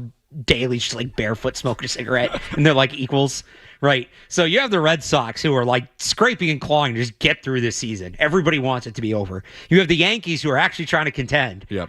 And the Red Sox go to the Bronx and beat them. That's kind of fun. It is. I'd rather it be competitive. For what it's worth, it's fun, but it's not worth very much. It is a good time. It's not worth anything. You're right. I hate, this is more of a baseball take.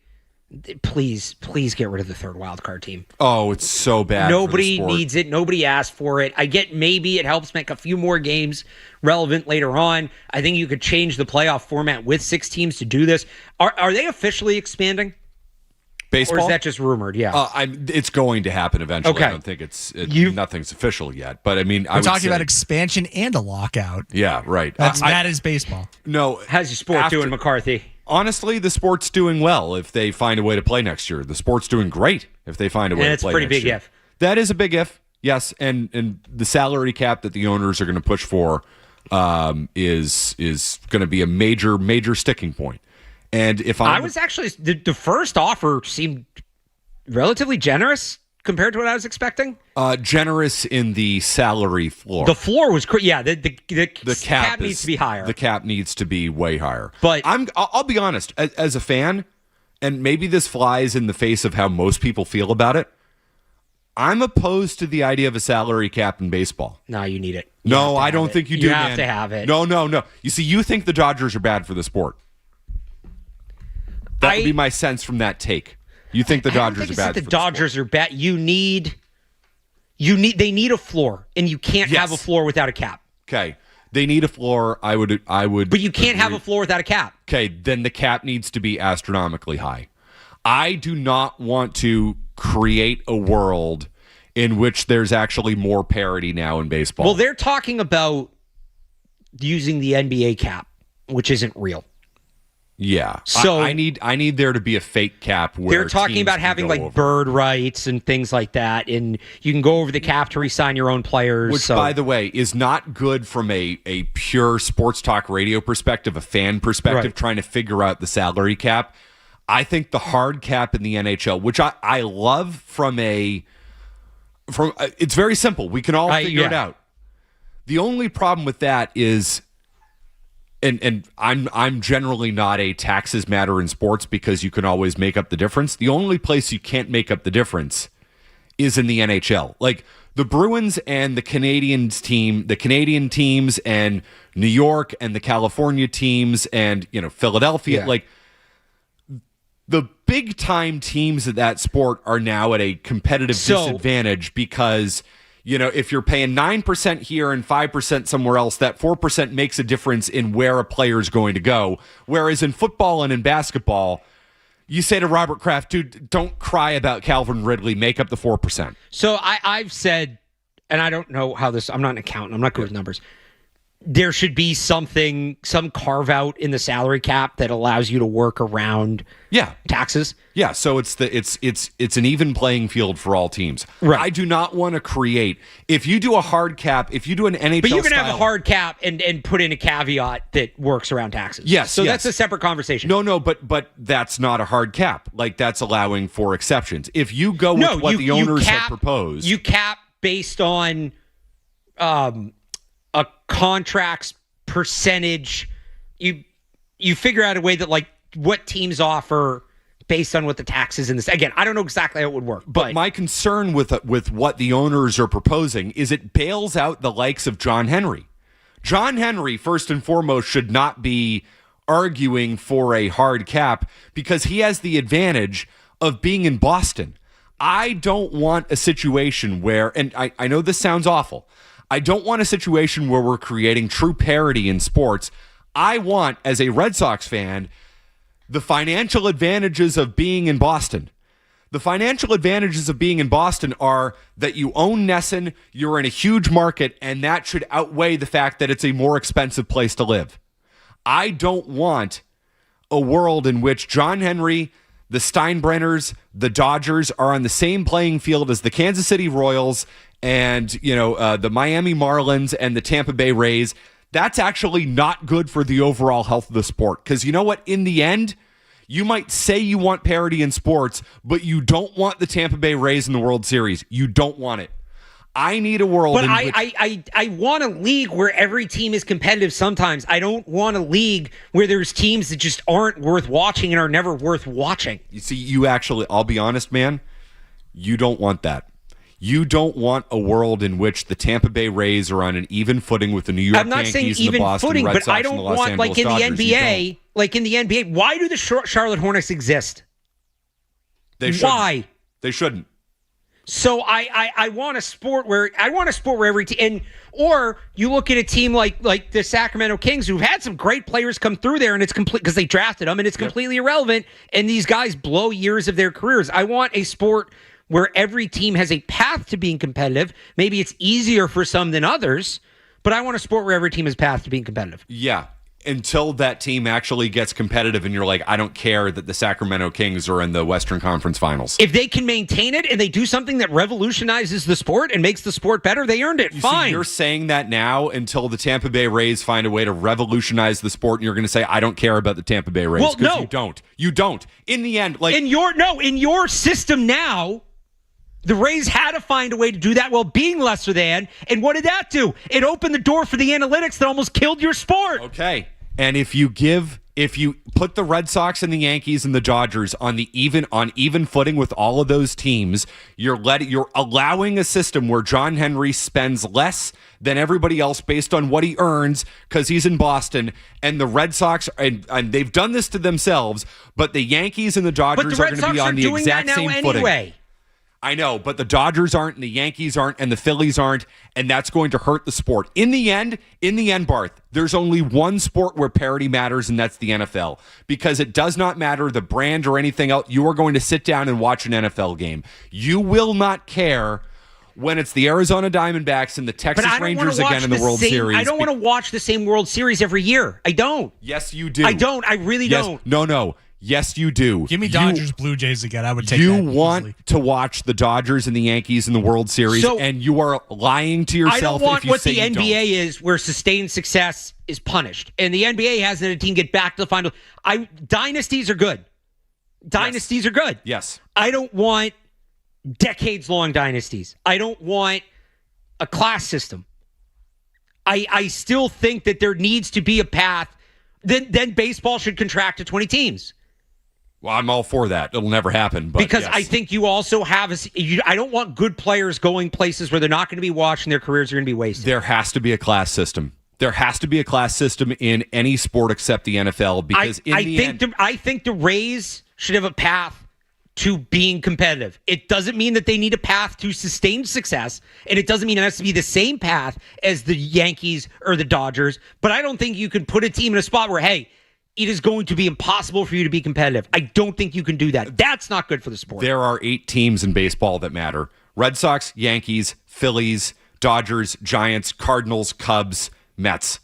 I mean, pretty much that's it. Braves, you know what I mean. There are 8 to 12 teams that matter in just about every sport. And you know what? The class system exists in baseball, and it's good for the sport. It's good for the sport, and I don't want a scenario. When 90% of the games are unwatchable, I don't know how you can say that's good for the sport. Games aren't unwatchable. People are watching more than they've watched in years. Are they watching the Rockies and the Rays? No, but nobody's going to watch the Rockies and the Rays if they're allowed to spend the same amount of money as the Red Sox and the Yankees. If they're good teams, I'll watch them. Nobody cares. Nobody cares about the Rockies and the Rays, and there's nothing you can do about it. Because they're not good. Yeah, well, even if they are. When the Rays are good, you don't want to watch them. All right, the Rays are an extreme. The Rays, we bitch about the Rays all the time. Rays are good right now. When the Rockies are good, that ballpark, you get the ball leaving the yard. It's good NL West baseball. The Rockies are fun when they're good. You might have forgotten that because it's been forever because of the way the system's set up. Listen, the Rockies are fun when they're good. You're not wrong in the sense that you need to eliminate some tanking and create a little bit more competitiveness at the bottom of the league. I get that. I understand that. But in the end, you don't want that to come at the cost of the Red Sox, Yankees, Dodgers, Phillies, Mets, Cubs. That's fine, but a $300-something million salary cap with bird rights does not limit that. Okay, so yes, I agree with that. I think we're actually agreeing on the same thing. Hard cap, bad for baseball. Can't have the hard cap because then you bring. It's going to happen. What's going to happen in the NHL? It's Carolina, the Florida teams. You don't want that. You don't want the NHLification of baseball where all these warm weather markets, not blue blood markets that people don't care about, are the wagons of the league for years on end. You can't have it. I think you want, short of the apron draft penalty, the NBA cap used to be the best one because it incentivized teams to keep their own players. It incentivized draft and develop. You want a cap that incentivizes draft and develop. You can pay up to this much, but if you're re-signing your own players, that's uncapped. That's the best way to do it. We got to go to break because Jim Kane, the broadcaster of the Worcester Red Sox, is going to join us next. Give us an update on everything that Brian Bayo said. We'll continue. In this town, sports happens 24/7. We're Boston's home for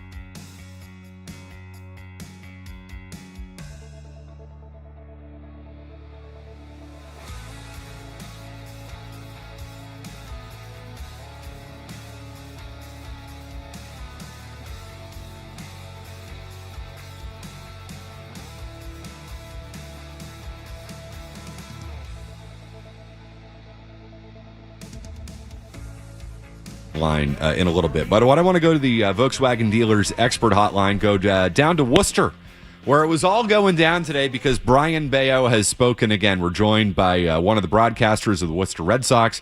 You can see him on Nesson Plus, hear him on the Woo Sox radio network. Jim Kane. What's up, Jim? How you doing? Thanks for joining us.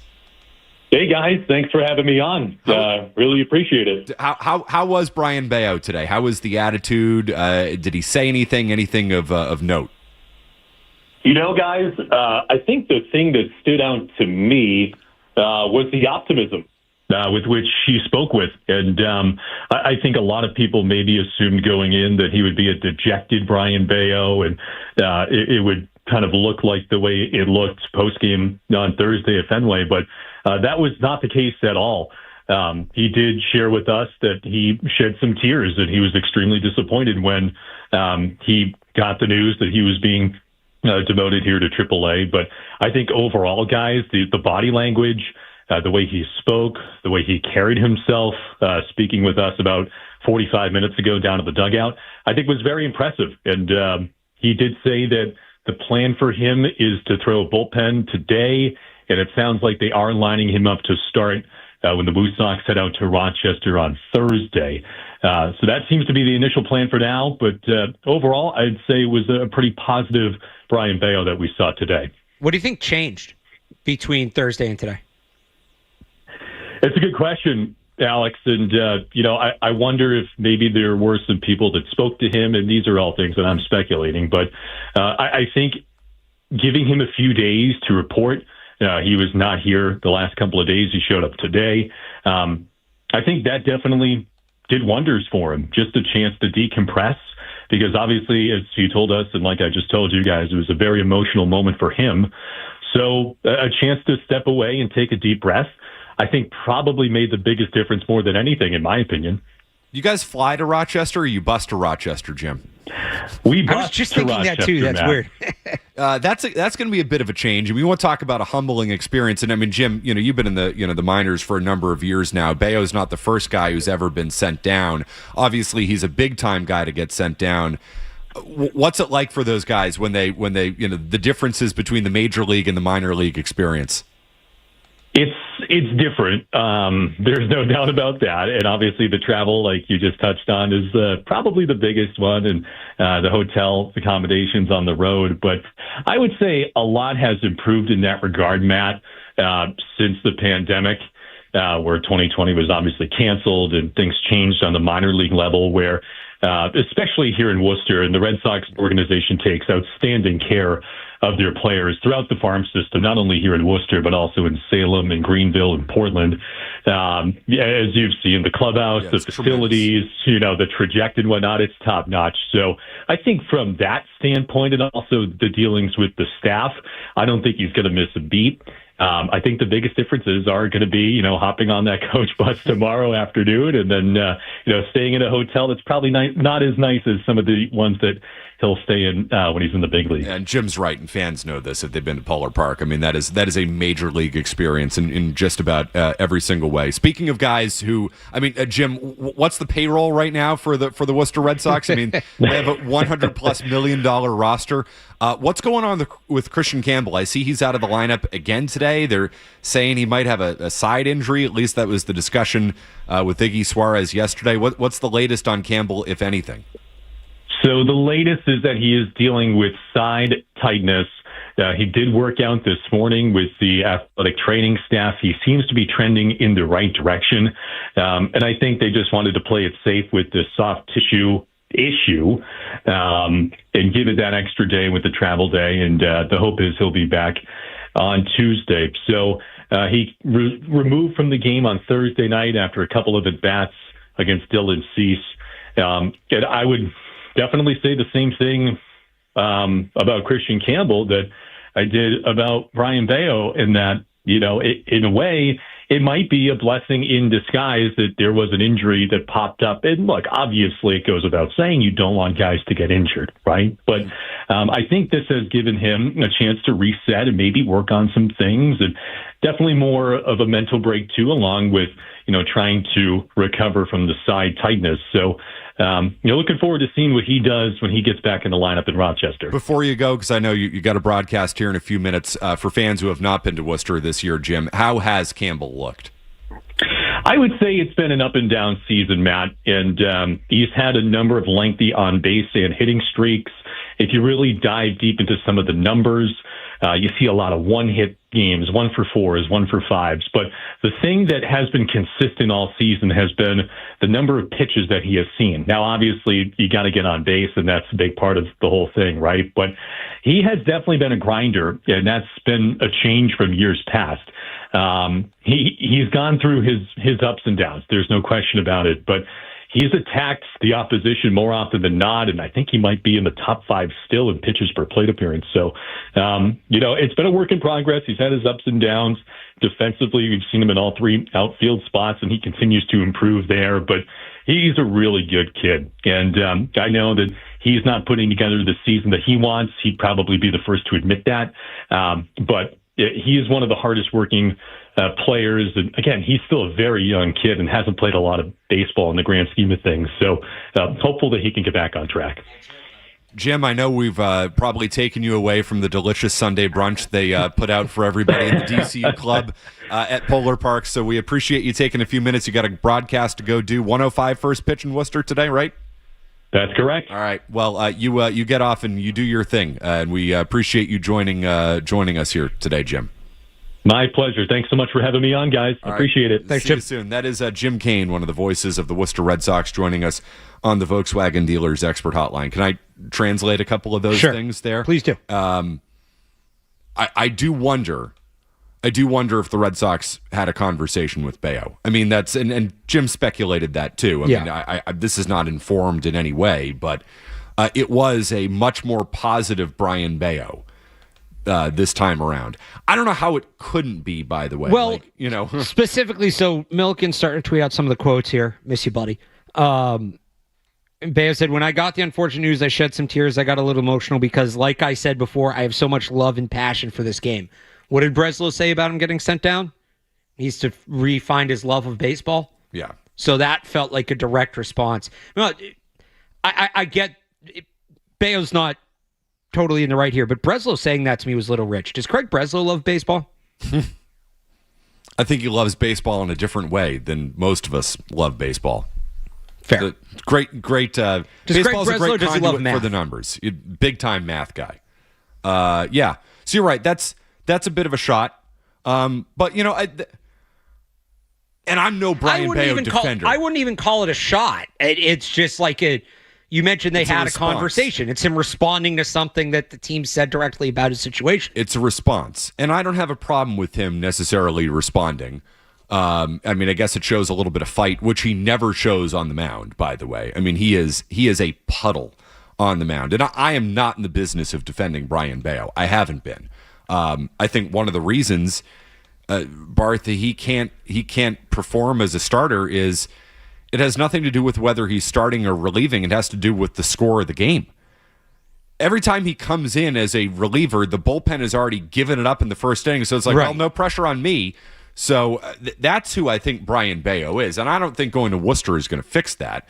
But, I mean, they had to send him there. There was nothing else they could do. His first inning stats this year are abhorrent. It's almost like a 17 ERA. So it's almost like there's no... The resiliency that he has shown this year has been non-existent. But the question I would pose to you guys is... Well, just real quick on that. No, please go ahead. Just to add to it, the 2 starts where he pitched the best were on the road, and the Red Sox scored in the top of the first. Yep. Oh, I've been on this all year. I'm glad you've backed that up with stats, Barth. Like, it's not starting versus relieving. It's score and situation. The guy pitches well when teams have already scored for him, so there's no pressure, or...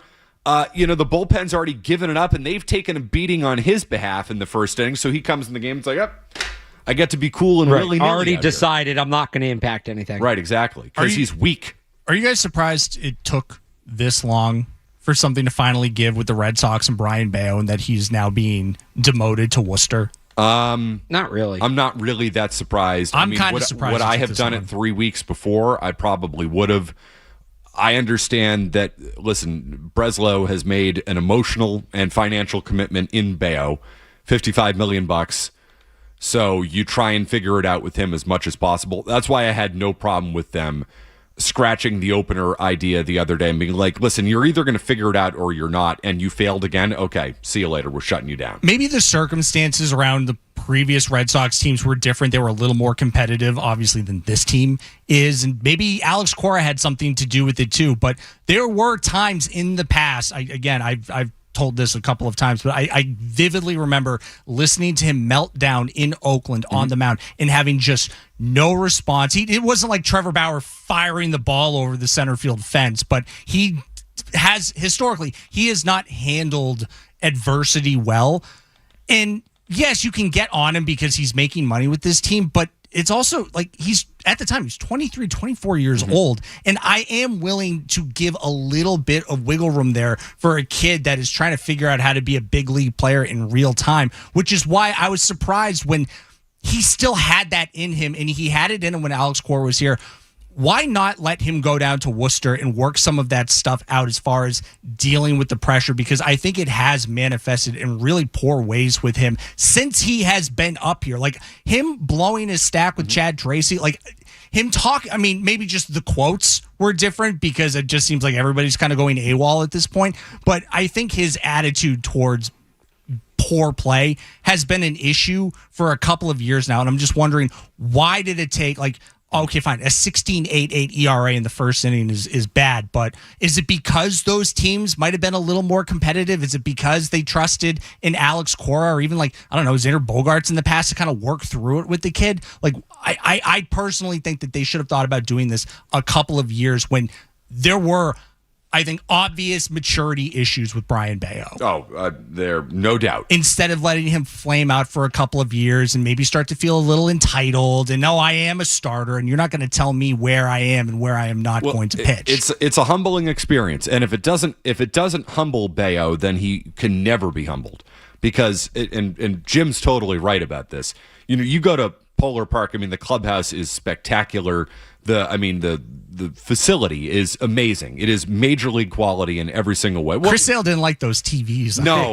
He had a major league meltdown. I don't think they have that TV. They didn't replace that TV, did they? I don't think so. If you go up to the DCU Club, which is just an awesome fan experience in Worcester, they have a Chris Sale jersey, game-worn jersey. I feel like they, in a case and everything, on display up there. I feel like they also should have the TV on display. I'm trying to think, the Woo Sox dugout's first base side, right? First base side, yeah. So when we went for the Drake May softball game last week, to do media on the field, they brought us up that tunnel, and there wasn't any TV.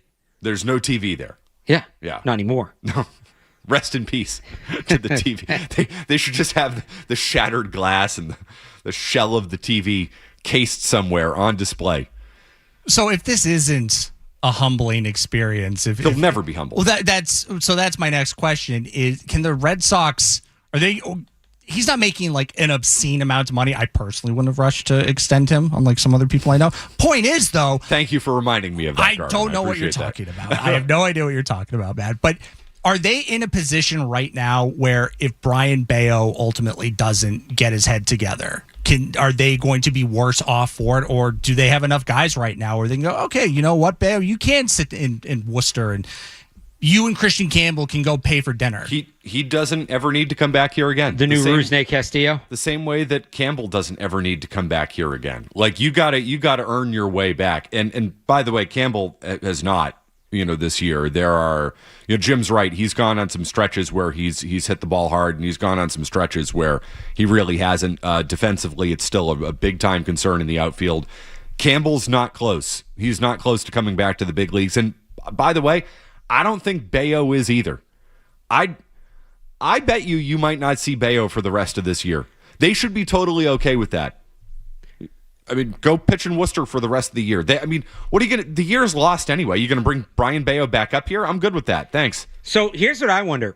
It goes back to something we were talking about before and to Garvin's question. Are they okay without these guys? In theory, yes, they have some young pitching prospects that are on their way, a couple guys that are up, a couple guys that are coming. And can they field a competitive 5-man rotation without Brian Bayo? Crochet's hurt, but in theory, yes. Oh, Bennett is way better than Bayo at this point. You're going to see Bennett again this week, and you're going to like him. Can they put out a lineup without Christian Campbell, assuming that they stop? They can't put out a lineup with him because they just didn't build the roster good. But like, you don't need Christian Campbell to make this team work. No. Right now. Let's say they add the salary cap. Mm-hmm. You sunk decent money into those guys. It's a good point. And I was thinking about this the other day, and now we're going another direction. Is the cap going to be on the 26-man roster, or is it going to be on the 40? Or are there going to be two caps? Are you going to be able to designate those two guys for assignment, wash your hands of it, and that doesn't count towards your luxury tax? Because you used to be able to do that with point. the 40, right? That's how Rusney Castillo got stuck in Pawtucket? They had to pay Castillo, right? But it didn't count against the luxury tax because they designated him for assignment. I think that loophole's been closed at this point. It's been closed for the luxury tax. Yes. But with because with this cap, you're going to have guys coming up and down and back and forth. And, if somebody sucks and you want to open cap space, can you just send a player down to the minors and say, sorry, you're down there, and now he doesn't count against the cap anymore? Or are they going to cap the 40-man? You probably are capping your 40-man. They should. That is how they should do it. Yeah. And that's probably part of how you sell it to the players, because the cap in that case is just going to be higher. Yep. And then you get the benefit of calling up young players earlier because... But you bring up a good point. Not knowing how that's going to go in baseball, are you rushing to trade Christian Campbell at this point? Is there another team out there, a smaller market team, who's going to say we're going to take a chance on Campbell because $60 million isn't a lot of money, and either way, we're not going to be spending to the cap. We're going to be spending to the floor if we ever get there. I mean, are you trading him to the Minnesota Twins, the Pittsburgh Pirates, the Tampa Bay Rays, who are going to say we'll take $60 million and we'll take a chance on him because in the end, if the cap is 250 and the floor is 180, we're a 190 team. We're not a 250 team. And maybe he has value because he helps the team get to the floor. Yes. So maybe you wait and you hold off. Okay. And then some teams panic and getting to the floor. Then you get into how are they going to introduce the cap? They're not just going to come back and say $350 million cap, get under. I can't imagine they're going to do that. It's probably going to be progressive, and there'll be players that are grandfathered in and things like that. So there's a bunch of questions as to we don't know. But just, again, talking this out here, would Campbell and Bayo in a couple of years, if you're a team scrambling to get to the floor, and there are going to be some teams that are what was the floor in the proposal? It was like 180 something. And I think there's some teams that are under 100, right? Yep. If you're a team that's scrambling, would you rather the old guy that's at the end of his contract, and that's just how baseball contracts go, and that'll get you to the floor, or would you rather the young guy who might be nothing and might be a bust, or might be, hey, we got this guy for nothing because the team wanted to move on from him to get to the cap. We have to get to the floor anyway. And hey, now we have a guy that at one point had some upside to work with. Such a good point, Barth. Could Bayo and Campbell end up being sneaky valuable? or terrible. I mean, just absolute dead weight, even more than they are now. It's a good. We don't have the answer to that. Who was the guy that was on the Angels who just stopped playing and he had like 80 million? Rendon. Anthony Rendon. Right. If you have to get to the floor, would you rather Anthony Rendon or Christian Campbell? Christian Campbell. Right. Easily. So Brian maybe Bayo. those guys sneaky end up with value after all this. They get no credit for that if they do. No, Craig Breslow playing chestnut checkers. You're right. Craig Breslow saw the cap coming. These teams are going to need to get to a floor. Let's sign them to ridiculous contracts way too early so we can trade them for legit prospects later. 617-779-0985. You devilish maniacal. That is a maniacal poll right That's there. a football guy doing that is Barth operating on a different level. God, they should hire you. They would be Alex Barth for CBO. I've got names of people they want to trade and don't want to trade based on some reporting. Any pitcher that throws one or two or higher, welcome to the Red Sox. We'll get to that next. Boston's home for sports. 98.5 The Sport.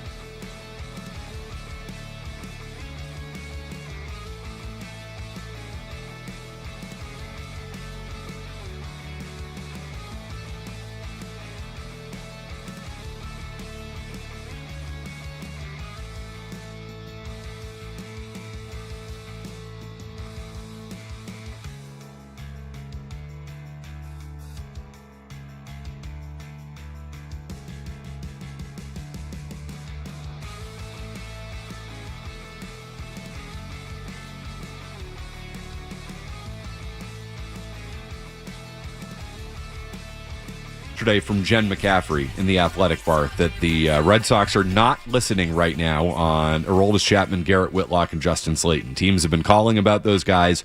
They are not listening at this moment. They are, however, happily listening on Connor Wong. Hooray. Sick. Whoop-de-doo. That's going to get you a big return. Hey, you think you could get Mookie Betts in return for Connor Wong? Extend that Mookie Betts trade tree. What a joke. I mean, I couldn't help but laugh at that. It's like, oh yeah, no, you want a deal from your surplus of catching? Red Sox don't have a single catcher right now at this point. They've got 3 guys, which means they have no guys. Right. And that's my McCarthy math. If you have 3 guys, it means you have no guys. But you'll happily trade Connor Wong? Great. Whoop-de-doo. It's the bullpen arms. You got to trade those guys. They're worth something. Whitlock had a rehab appearance in Worcester yesterday. Looked all right. The command was off. But the secondary stuff I thought was pretty good. Chapman's going to get you a bunch in a trade. I mean, who wouldn't overpay for Aroldis Chapman at this point? I don't know about you, Barth. I'm definitely trading Chapman, and I'm definitely listening on Whitlock and Slayton too. Oh yeah, of course. Those guys aren't doing anything for you. Bullpen's the easiest thing to build.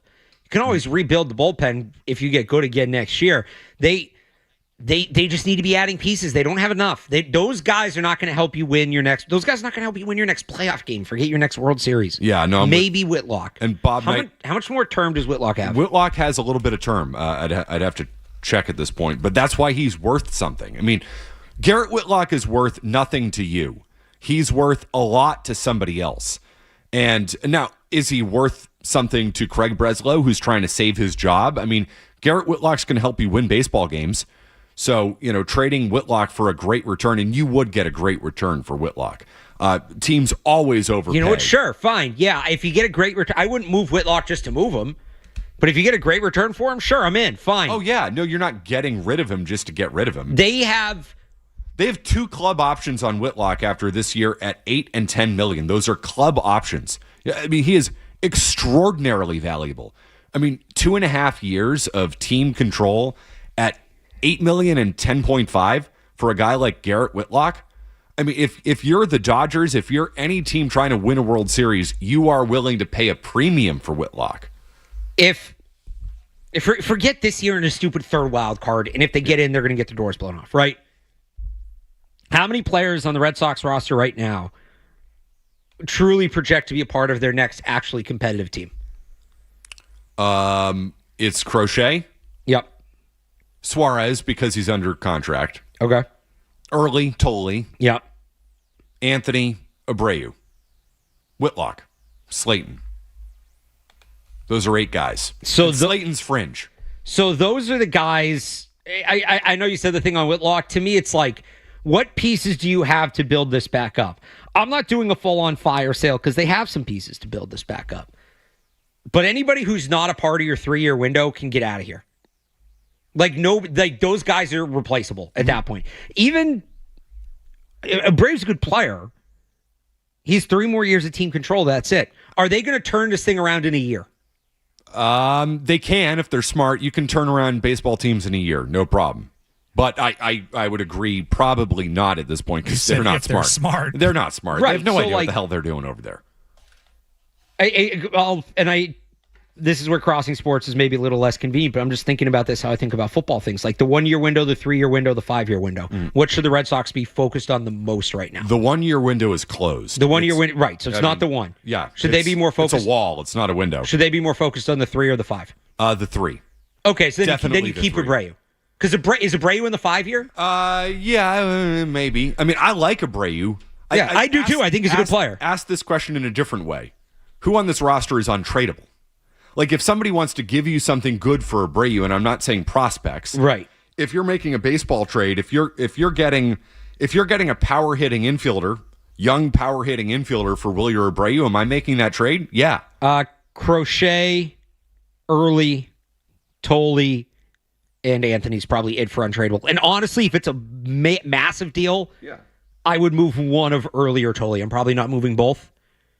Yeah, you have to keep one of those guys. You're getting Yordan Alvarez or Bobby Witt. Well, you can take you can take both of them. You can take Roman Anthony and I'm not down on Roman Anthony. I mean, I'm a little down on Anthony. It's the mystery box or the boat. Roman Anthony, best case scenario, becomes Jordan Alvarez. Right, exactly. So he might be anything. the He might mystery even box could be anything. It could even be a boat. Right. So, Yeah. well, that's my thing. Like, no player in sports is truly untradeable. I Yeah. just think that that's a fallacy. But, like, in reality, I'm not moving earlier Tolle. I'm not moving Crochet. I'm not moving Anthony. Short of that, come get him. It's my attitude. It's not the Red Sox attitude. We'll see if that changes over the course of the next month. But if you don't, the problem is, who's the person making the decision? This was going to be my next question as we look at a 1-year window, a 3-year window, a 5-year window. Is Craig Breslow going to be the one propping that up? Because I thought James Stewart had an interesting spin on the Friday Night Baseball Hour, which I think Maz owes him $1,000 for hosting that. I've almost taken Maz up on that offer. But That's my price, too. Jay Stu gets it for $1,000. As it stands right now, the Red Sox have chosen to empower Craig Breslow over Alex Cora. With the trade deadline coming up, you now have to figure out if you are going to fire Craig Breslow or if you are going to extend Craig Breslow, again, to cross sports a little bit. This is where Don Sweeney was in 2024. Your team is not very good. They are, at that point, they were on a fire sale. I know you're not quite ready yet, but at what point do you decide, okay, we have to make a decision, a long-term decision with Craig Breslow? July 1st.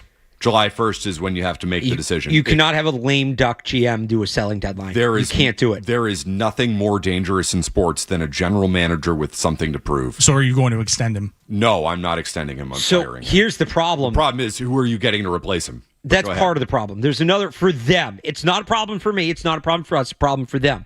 When they fired Alex Cora and they held that press conference, they stood squarely behind Craig Breslow. Mm-hmm. What did Sam Kennedy say? We're a front office driven team. We want to empower our front office. Craig's the guy. Because they are addicted to positive spin. They have a positive spin problem over there. Yes. Anything that happens. Roman Anthony gets hurt, he'll be fine. 15 days. Garrett Crochet gets hurt, he'll be fine. 15 days. Even if it's going to come back and bite him later, even if it's not the truth, they have to give you the positive in the moment. So when you fire the manager, what is the positive? Well, the GM's really the guy. He's the guy that... Can they, for how image conscious they are, hold that? When was that press conference? It was the draft. It was the end of April. Yep. Can they hold that press conference and then fire the guy they lined up behind 2 months later? Yes, they can, and here's why. They use that press conference also to put the bullseye on Breslow's back. We are a front office driven organization. Yes, means it's all on you, buddy. Oh, I think I think it was more supporting than putting the bullseye. Maybe I have to go back and rewatch it. I'll be honest. We have 135 games to turn this around. That sounds like a deadline to me. Mm-hmm. If I'm Craig Breslow, I'm going, oh, geez, are we already that far into the season? I have 135 games to turn this bleep show around. That's how I read it when Sam Kennedy decided, no, we're standing right behind this guy.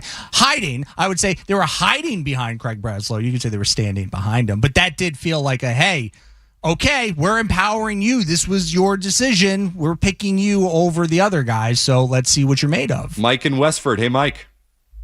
Hey, boys. Great show. Thank you. So I think a path towards a salary cap in Major League Baseball has to center around free agency. I mean, out of the four major sports, it's the hardest sport to become a free agent. I mean, you look at a guy like Jarren Duran, who's in his age 29 season. He'll be 31 when he's eligible to become a true free agent.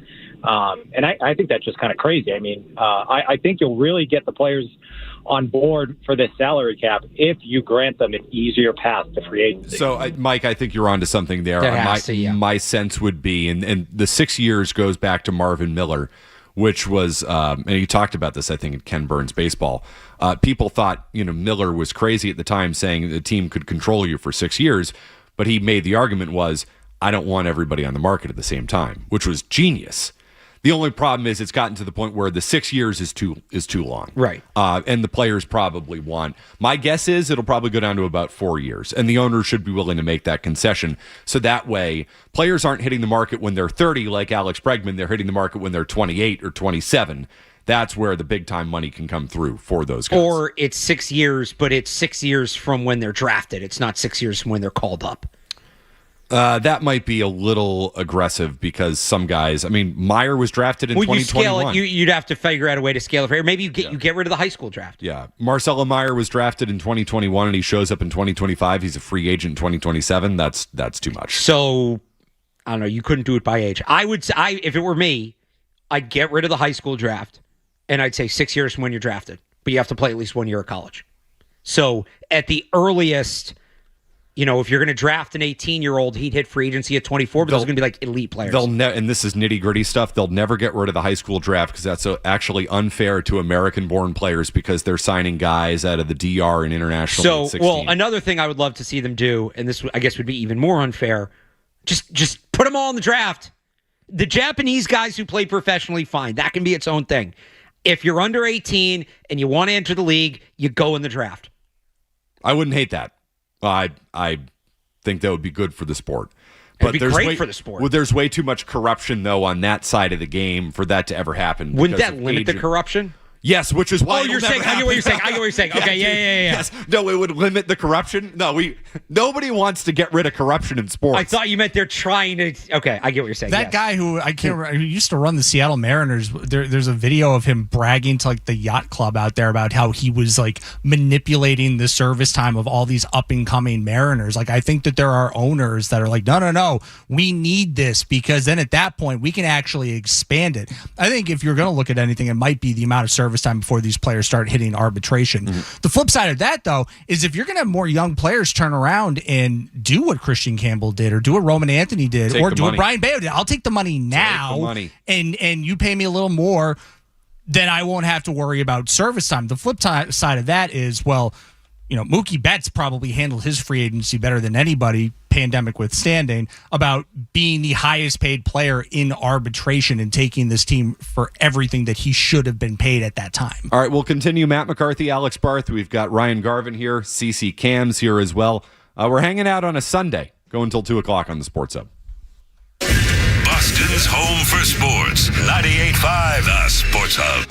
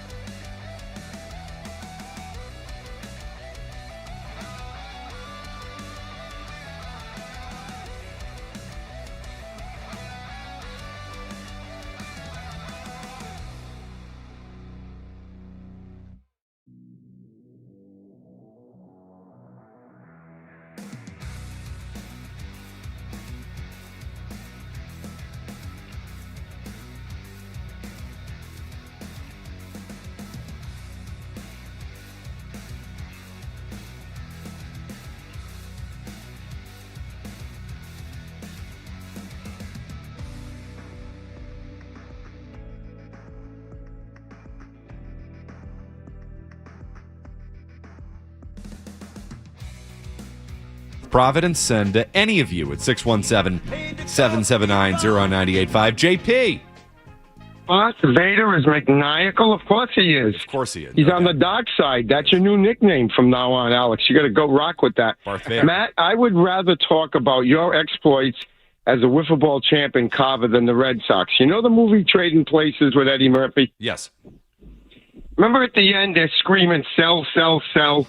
That's what they should be doing at Fenway. Just screaming, get rid of everybody. And you know what should happen to Breslow? Remember the gorilla scene at the end? Sure. Goodbye, Breslow. Bye-bye. Get rid of them. Let's start fresh. Get some new blood in here. Make these deals while they can. Where's Dealer Danny when you need him? Let me tell you, Breslow is he's GM and scared, Matt. He's GM and scared. He always Get is. rid of him. He always is, JP. Actually, Bloom was. I think Breslow's bolder than Bloom, which is dangerous. It's not saying much. It's not really saying anything. JP's also wrong, though. I mean, my wiffle ball exploits, no. I'm the 3-time Carver Public Library Chess Club champion. All right? Okay. Get it straight there, JP. Capture your queen like you wouldn't believe. Pin down in a knight's fork. Control the center of the board. It's the Blitzkrieg. Blitzkrieg, baby. You had something you wanted to add, Ryan? Oh, I was going to say Bloom, comparing Bloom to Breslow. Like, Bloom had this ridiculous reputation for paralysis by analysis, which is why I think some general managers weren't fond of dealing with him, where it's like Breslow's just like, let's go. Let's just make one bad decision after the other. But then I was like, well, wait a minute. Objectively, because I don't like this team, I don't like how they do business. I have not liked how they've done business for years now. Wilson Contreras is working out. Mm-hmm. Ranger Suarez seems to be working out. Sonny Gray seems to be working out. Is there a chance that maybe we're being too tough this season? Well, being too tough on Craig Breslow. There's going to be a lot of spin, I think, on their end, and his argument when he has to go into that meeting with the Bobs is going to be the injuries. Mm-hmm. If Roman Anthony and Garrett Crochet have been playing this whole time, where are the Red Sox right now? I'll be honest, not that much different a spot. I would agree with that. Garrett Crochet, maybe it's just because he's been away for a little while. Garrett Crochet did not have a good start. He had a 6.3 ERA before he got hurt. Yeah. And listen, if he were healthy, would he be better than that? Yes, of course. But pitching has not been the problem. They have withstood the Crochet injury. And, where would they be if Roman Anthony were healthy? They still wouldn't be able to hit. And if Roman Anthony were hitting, they still wouldn't be able to hit because they don't have enough offensively. So you guys do make an interesting point. Like, in a vacuum, if we were to hand out the Craig Breslow off-season grade, what grade are you giving the Contreras trade? It's fine. It's a good trade. B+? Sure. What grade are you giving the Sonny Gray trade? B. B+? Yeah. What grade are you giving the Ranger Suarez signing? B. B+? But this is what we knew. Like, that's all good, right? In a vacuum, all of those are good moves. The moves he made, and Durbin's a disaster, don't get me wrong, but the moves he made, I'd give that an F, were good. On the whole, good to very good. That, you don't GM, though, in a vacuum. You don't build a baseball team by making a good move here, a good move there. It all needs to piece together. You can't go into the year with we don't have a middle of the order bat. Okay, it's great that your fringe move, that your secondary moves were all really good, because they were. Like, Wilson Contreras is a really good trade in a vacuum. But you're asking him to be your best hitter? Okay, well, he's going to have a good year because he's a good player, and you're going to be happy you have him. But your team isn't going to be good enough because you're putting a guy not in the position to succeed. You're putting him in the wrong spot. They made a bunch of complimentary moves off a team that won 89 games last year. Yep. That's just not enough. So you got to judge it by the whole. You have to judge it by the whole. That's the reality of it. Couldn't agree more. Is it kind of maddening knowing how Peyton Tolley, and look, you can make the argument that maybe they weren't ready to go in April, but based on how Peyton Tolley and Connolly Early have pitched this year, does the Ranger Suarez move seem kind of pointless? Where you had $120 million, you had a glaring issue in your lineup, and you're like, let's get a starting pitcher. No. When you had two young pitchers that could have possibly filled that position, and you're not spending nearly the same amount of money on a pitcher. No, because there were years where they didn't have 5 major league caliber starters in the organization. Forget in the majors. Yeah. the one that's more aggravating is seeing how well Quinn Priester's pitching. The one that's more aggravating is seeing how well Kyle Harrison's pitching. James Tibbs is hitting, albeit in AAA.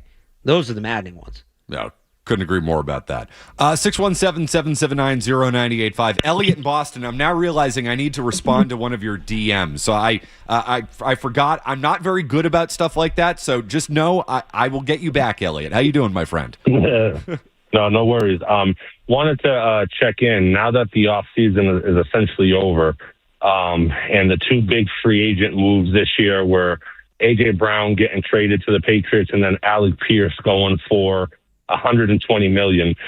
Given what we've seen now, Christian Watson signed for, and then going back, to the Eagles and seeing the decline in A.J. Brown's yardage being more, in my opinion, due to the fact that in the last 2 years, Jalen Hurts and Saquon Barkley have combined for almost 45 touchdowns, with Saquon Barkley rushing for over 3,000 yards in that span. I'm more a believer that A.J. Brown does have 1,300 to 1,500 yards in him, but would your preference have been to keep the first rounder and try to sign Pierce, or to still pursue the A.J. Brown trade for the 28th first? See you, Elliot. Always good to have you. Barth? So first off, 1,300 yards would be, wow. I'm like, to me, it's like 11 to 12. I'd feel very good. 1,100 yards.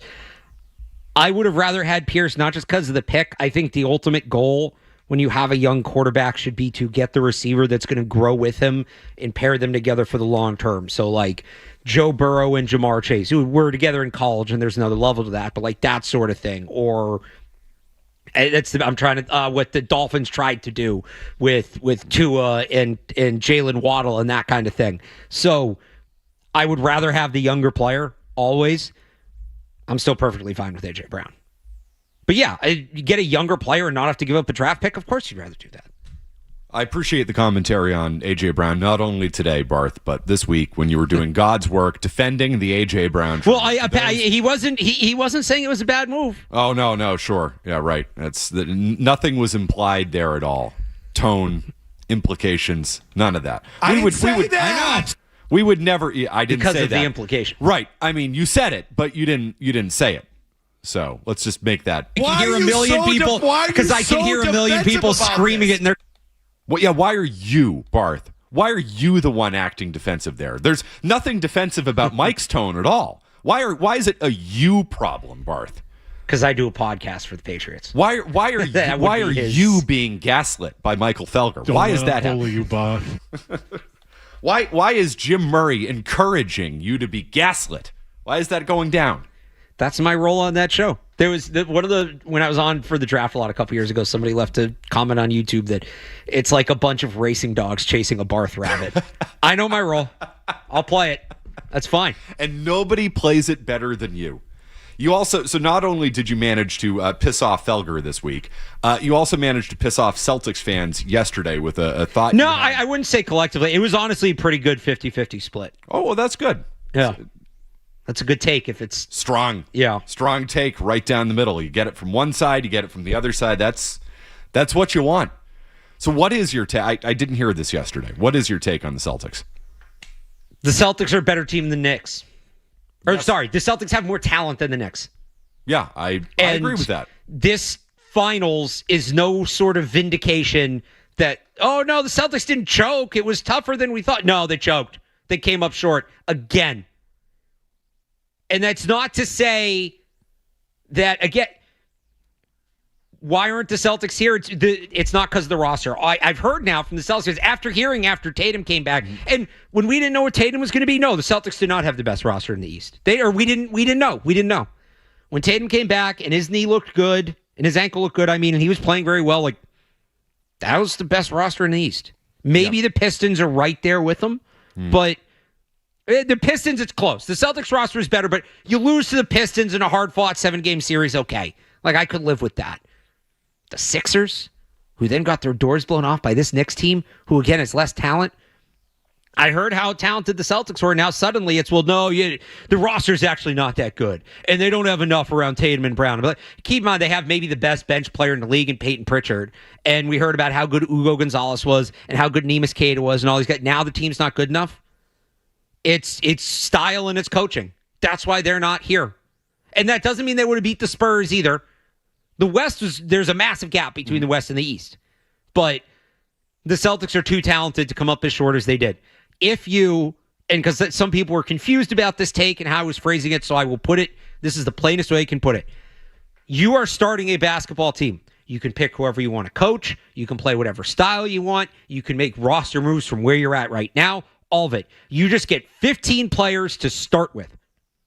Are you choosing the Celtics 15 or are you choosing the Knicks 15? I'm choosing the Celtics 15 because I get Brown and Tatum as part of that 15. Which is a much better duo than Brunson and Towns. And Colin Cowherd had a clip this week we played on Felger and Mass that, well, you have Brunson and Towns only taking up 55% of the cap. And you have Tatum and Brown, who maybe don't like each other, taking up 70. Get out of here. What are you doing with that 15% that's closing that gap? Right, between Brown and Tatum and Towns and Brunson. Yeah. Nothing. Now, maybe the gap does close in late and clutch. Because Brunson, of those four players, is the best clutch player on that list. Why does he have to be clutch? Because they can't pull away from anybody because they don't have that level of talent. Yeah, true. The Celtics ran their way to a championship. They're, by the way, also older. Is the Knicks bench a little bit better, and are they a little bit deeper? Sure. Oh, who gives a crap about in the NBA bench in the NBA? I remember Deuce McBride. I remember in 2024, my take on the Celtics as that playoff run started was they're going to run into Jokic, which they didn't end up doing. They're going to run into Jokic, and I'm worried about after Porzingis, they don't have the depth in the backcourt, in the front court to deal with them. And all I heard was, you're worried about the backup center? It's the NBA. It doesn't matter. It's star power, star power, star power. Now, they never ran into Jokic, so we don't really know. But, okay, you people were right. The backup center didn't matter. They had Jason Tatum, they had Jaylen Brown, they had Kristaps Porzingis, they had Derek White. Those are 4 star to superstar players playing at a high level, and it was too much. Now, suddenly, the Knicks, you look at the depth they have. And how are the Celtics supposed to compete with that? Give me a break. With Jason Tatum and Jaylen Brown. Do not let Joe Mazzulla off the hook because Ugo Gonzalez isn't everything you wanted him to be. They are not here because they do not play the right style of basketball, and it's disconnected. That is why they're not. And that's not to say the roster is perfect. The roster could be better, and I shouldn't say that's the only reason they're not here. Yeah, they needed another center. Of course. Now, maybe if they'd played Vucevic more, and that goes back to the coach, but they need another center. They need another true point guard. They took a step back on the wing. Sam Hauser got cold. It's a combination of things. To say the Knicks have a better roster, this proves the Knicks have a better roster and the Celtics are actually further away than we were making them out to be is not true. It's asinine, to be totally honest. And by the way, maybe I have underrated the Knicks throughout all of this experience. I still don't think this series is over. I don't think it's over either. I just think the East isn't good. I agree. But, I mean, Brunson has balls. Brunson's a good player. He's the man. I mean, how can you not respect the way Jalen Brunson plays? And I'll tell you what, if it's a close game and Brunson has the ball, I'm scared.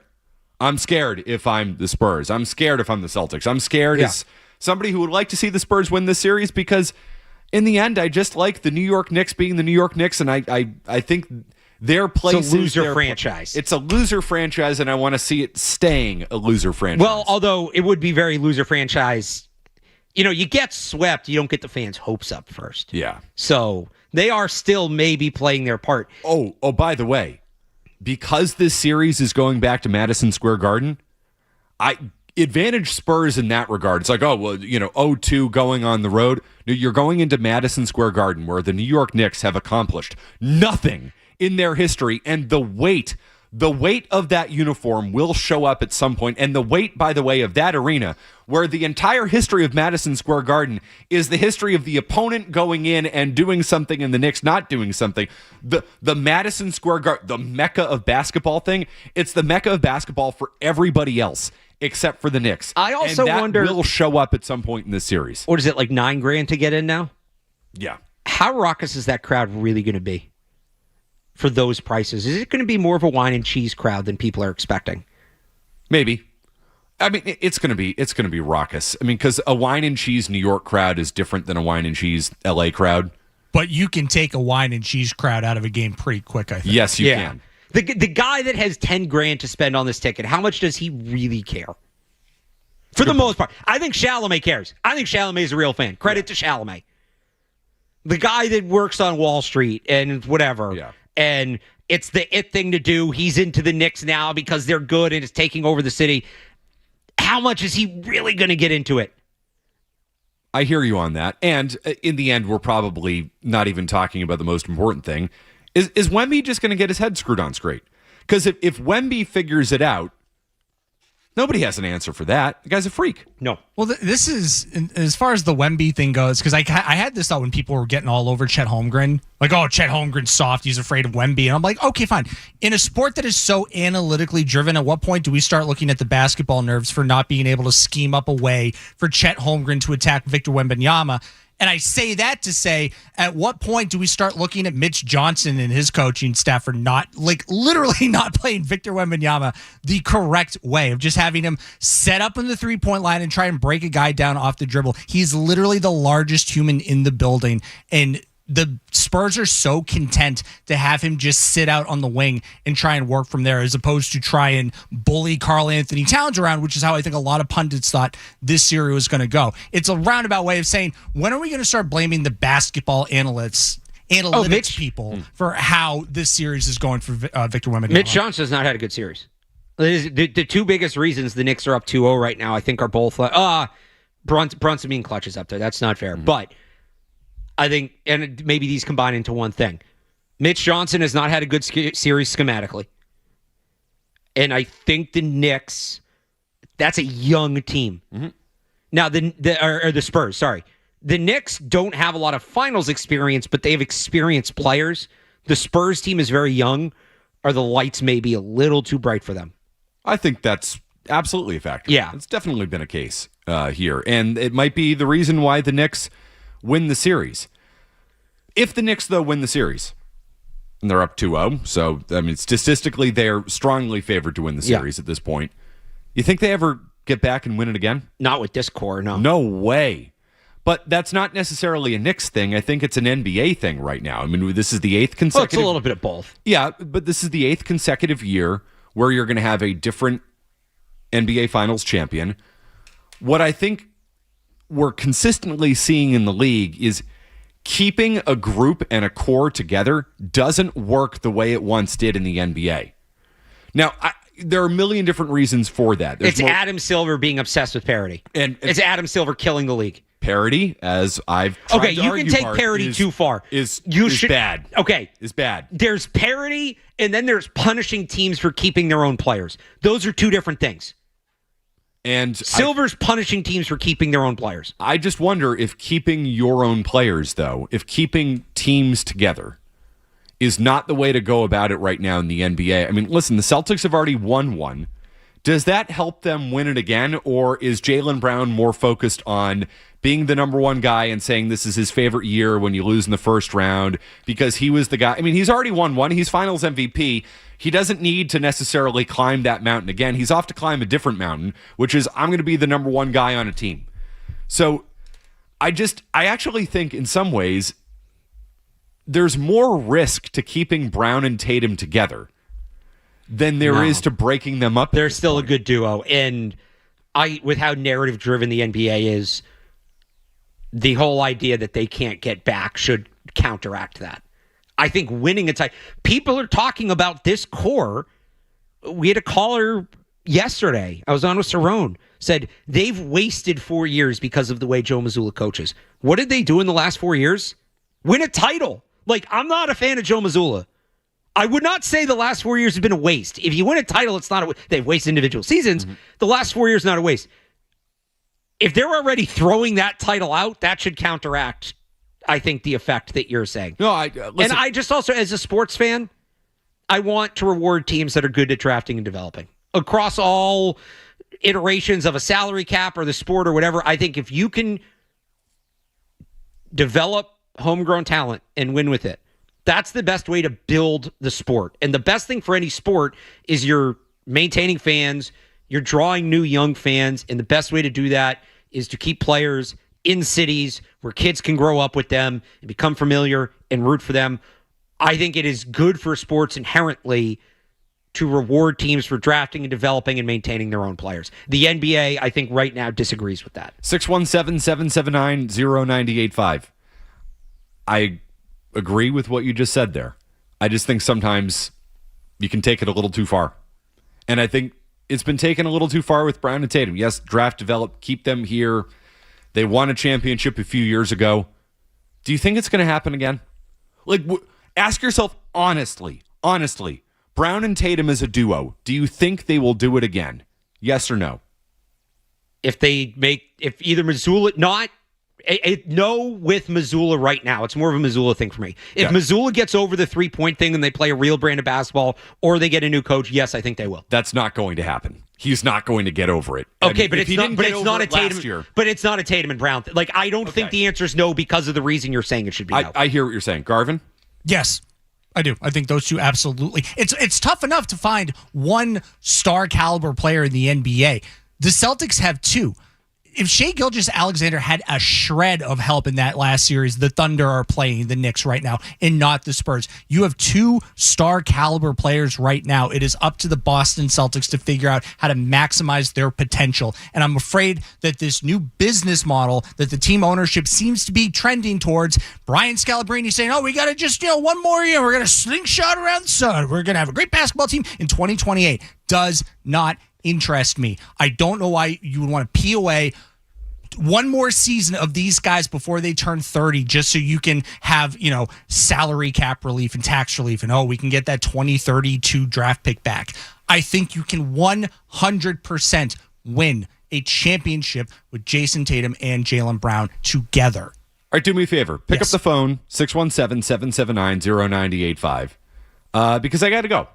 I got a family thing. I got to bounce a couple minutes early here in the program. Alex Barth is going to take you home. He's got you for the next half hour. You can talk about anything you want.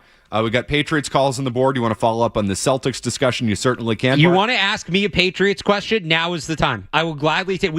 I had somebody calling yesterday, said, you know what? It's weird. I've been thinking more about the third tight end spot than backup guard recently. Oh, you want to do third tight end talk? You want to do third tight end, backup guard, kick returner? There's going to be a kick returner battle. You got a chance to nerd out. It's Barth's show, but it's really your show for the next half hour. So we're going to have a lightning round nerd edition for the next half hour, but we need your calls, 617-779-0985. I'll be listening as I drive to this thing I need to do. Barth, seriously, thank you for covering the final half hour of the Appreciate show. it. This has been a lot of fun. Ryan Garvin, thanks a lot. CC Cam, thanks for your help today. More Barth coming your way next. Please, line it up for the man. Not for him. Do it for me, please. 617-779-0985. More Barth next. Boston's home for sports. 98.5 The Sports Hub.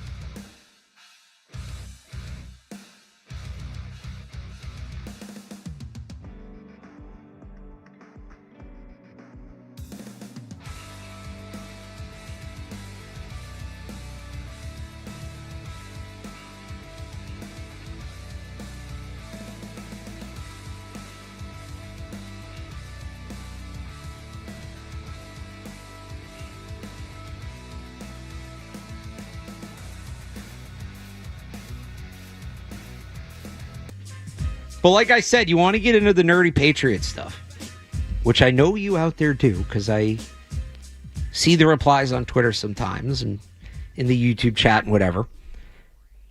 617-779-0985. We do have one Patriots call hanging on. Garvin, I'm not signed in because I wasn't doing the calls originally. I asked his name during the break at Bay Area. Tom in the Bay Area. Tom in the Bay Area. Thoughts on Stephon. Let's hear from Tom. Tom, what's up? Hey, what's going on, Barth? I just don't think they need to bring back Diggs, man. One, because his dead cap hit is already there at almost $10 million. And two, we got Kyle Williams to go with Dubs and AJ. Like, this kid needs to play. He only got 30% of the snap counts last year, 1 target a game. Like, he's got ability. He can fly. He's got a great release package. They need to get him more involved to make that third-round pick, prove that it's not another wasted pick at receiver. Wouldn't you agree? Yeah, so look, they definitely don't need to bring back Diggs. I think they could. Again, it goes back to, we talked about this earlier in the show, the 1 year versus the 3 year versus the 5 year window. I like Kyle Williams. I do. I think he has upside. The better move for the 1 year window, if you're trying to capitalize right now, is Stephon Diggs, because he's proven he can do it. You know he can do it. You know what he can do. I also think stylistically, Kyle Williams is at his best as a deep threat. You mentioned the number of targets. I don't think Kyle Williams, the best use of him is as a high volume guy. I just don't could he play that way? Sure, probably, and be effective. He'd be okay. His best use is as a deep ball threat. And with him, it's more not than one a game, right? He should at least get 3 or 4 targets a game. I think his sweet spot is probably 2 to 4 targets a game down the field. And is it 2 catches for 15 yards or 2 catches for 90 yards? That's kind of how you're looking at him. But he could do that with Diggs here. I don't think Diggs being here would preclude him from doing that. Diggs would take away more from whatever role you'd be looking at Pop Douglas or Efton Chisholm having. You'd be looking at Romeo Doubs being your short guy. You'd be looking at Diggs being your intermediate guy. A.J. Brown's still the deep guy. Like, A.J. Brown's the one blocking, in a sense, Kyle Williams, I think, more than anything else. Okay. Thanks, Bart. No problem. Thanks for the call.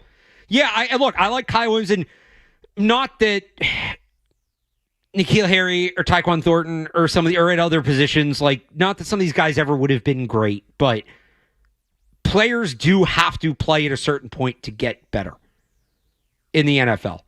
I think you need to play players to develop them. And the Patriots, when they were really talented, rookies would get blocked, and you would have a guy that wouldn't really get on the field for a significant amount of time until like his 3rd year in the league, or he'd miss time due to injury. And suddenly he was like, well, why isn't he good? Well, because he never got a chance to get good. So you don't want to bury rookies. But I also think there's something to be said for the Patriots, where they're at right now, looking at that 1 to 3 year window rather than the 5. And if you're trying to get back to and win the Super Bowl, do you have a better chance to do it with Steph Diggs on the roster, yes or no? I think the answer is yes. I think the answer is clearly yes.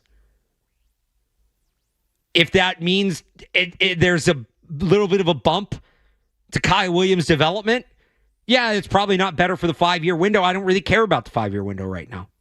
I don't. I think you're better off doing what's better for the team in the short term. So, and I don't think Diggs buries Williams to the extent some people might talk about it, but yeah, there's fewer snaps for him. Sure, absolutely there's fewer snaps for him. I'd rather them be focused on what's going to make them more competitive this year and next year on Drake May's rookie contract. And to double down on what we talked about earlier, to go a step further, what I think would make them more competitive than Diggs if they only have one move left. And they've done enough this offseason. I don't think anybody should be saying, where's the next move? They've had a great offseason. They really have, now that they've added A.J. Brown. But if they have one more move left, I'd rather they add an edge rusher. Whether that's, for me, I talked about this earlier, trading Kayshon Boutte for Kayvon Thibodeau would be like the old, here we go. Like, in terms of realistic moves, I don't think they're going to go out and make a play for like Max Crosby or anything like that. Realistically, at least semi-realistically, there's a logical thought path to get there. I would rather have Kayvon Thibodeau, albeit in a trade, and you got to give something up. I'd rather have Kayvon Thibodeau than I would Steph Diggs at this point, for sure. But whether it's Thibodeau, signing a guy like Jadeveon Clowney, who's a free agent and had a decent season last year and did play briefly for Mike Vrabel in Tennessee. Those are really the two names. I know there's a few other edge rushers out there. I know Bosa's still out there. I think there are some rumblings he might retire, but if he decides he wants to come back, sure. I think Thibodeau's much better because Thibodeau's a 3-down player. Clowney at this point and certainly Bosa are just pass rushers. They're only playing on 3rd and long. I'd rather have the pass rusher than another wide receiver because I think that makes you more competitive right now. We've become so ingrained. I think Patriots fans have gotten so used to what services the 3 to 5 year window the best. And rightfully so. That's how you viewed it for a long time. That's how you should view it. The 1 year window didn't matter when they were winning 4 games. It didn't. I think some people wanted it to. And the whole conversation we had in 24, do you take the risk and draft Drake May or do you sign Russell Wilson and Justin Fields and try to just get back to like 9 wins and be competitive? No, we were looking at the 5 year window. Rightfully. Not anymore. The 5 year window holds less weight now. Outside of things like contract extensions, you still have to pay Christian Gonzalez. But when you talk about adding to this roster as it exists right now, they need to look at moves they're going to make in terms of who comes on the roster, who comes off the roster, who gets buried on the depth chart. What helps the team best in the 1 to 3 year window? And if it borrows from the 5 a little bit, so be it. I think that needs to be the focus for this team right now. I see we have another call, Garvin. I'm not sitting by the phone, so I can't see it. So I don't even know if you have it screened. But if you do, we can take that now. Do we? I think he's taking the call right now. I should have moved over to the host chair when McCarthy left. Oh, we got a call. Hello. Hey, am I on? Yeah. What's up? Oh, cool. So just curious on your thoughts on the depth of the Patriots, what the 3 biggest needs would be. I think it's, corner, edge, and tight end. Where you think we can improve? I know Booty's, kind of on the trade block. See if maybe you get Thibodeau or maybe somebody else at either tight end or corner. Just curious on your thoughts on it. Yeah, thanks for the call. 3 biggest depth needs. Edge, number 1, first and foremost. I don't think there's a close second. Corner's up there. They do at least have some young guys that interest me. There's no big names here, but I thought Marcellus Dial was having a good summer last year before he got hurt. I am intrigued by Karan Prunty. I know a lot of people don't like him because of where they drafted him, but he's got the physical makeup. There's some talent there. There's some, I should say, physical talent. There's some physical ability. But yeah, another veteran corner probably wouldn't hurt. I'm actually okay where they're at tight end. I think Henry and Reardon, like the third guy, Dupree or Arkin can be your third tight end. Maybe if it's not their deepest position, and it couldn't hurt to add another player, but that's one more so you get a month or so in a camp, you get through the first preseason game, and you give those guys a chance. You give those guys a chance in a bigger role to see where they're at. And if you don't like what you're seeing on the other side, then maybe you sign somebody in mid-August, that sort of thing. Is there anybody maybe entering like a second year? Like Corey Durden's a name I keep hearing a lot. Yeah. Like, are there guys like that who are like, okay, they've been in this system now for about a year. They've been with Vrabel and McDaniels and Williams and those guys, that core. Like, are there guys that have a year under your belt that you're looking for? Like, okay, now you got to make that next big step that maybe some people aren't talking about. Durden would be one. Again, can they get one? They've drafted a bunch of corners on day 3 the last few years. Kobe Minor. I think Brandon Crossley was a UDFA, Marcellus Dial. Like, does one of those guys start to show something? The other position, I would say, and maybe this goes to that point, is linebacker. Off-ball linebacker. They're not very deep. They have Spillane and Ellis, and then who? KJ Britt has had a good spring, but we'll see. Namdi Obiizor, Chad Muma, these are special teams players, so somebody step up there. At guard, somebody who could qualify. I know it's his 3rd year. They used a top 100 pick on Caden Wallace. Now, the Gerard Mayo year, they dinked around with his development and set him back. So that's unfortunate. And maybe he's just not... and they tried to play him at left tackle. He's not a left tackle. Now they've moved him inside to guard, a position he hadn't really played a lot. He had to learn it last year. So who knows where he's at. They need another guard. They do need another guard. So if he could step up, he would be somebody like, hey, you've been here. Going through the roster projection, he was going to make the team last year. Usually don't cut bait with the top 100 pick that quick. It was, even when they cut Jalen Polk or traded Jalen Polk, it was a little surprising. Now, he was hurt, so there's another level to that. And they had more depth, but I was putting together I'll have a roster projection out. I always do one after minicamp. So I'll have one coming. I started putting it together, and I'll tweak it based on what we see this week. Obviously, before I write it, I did not have Caden Wallace on.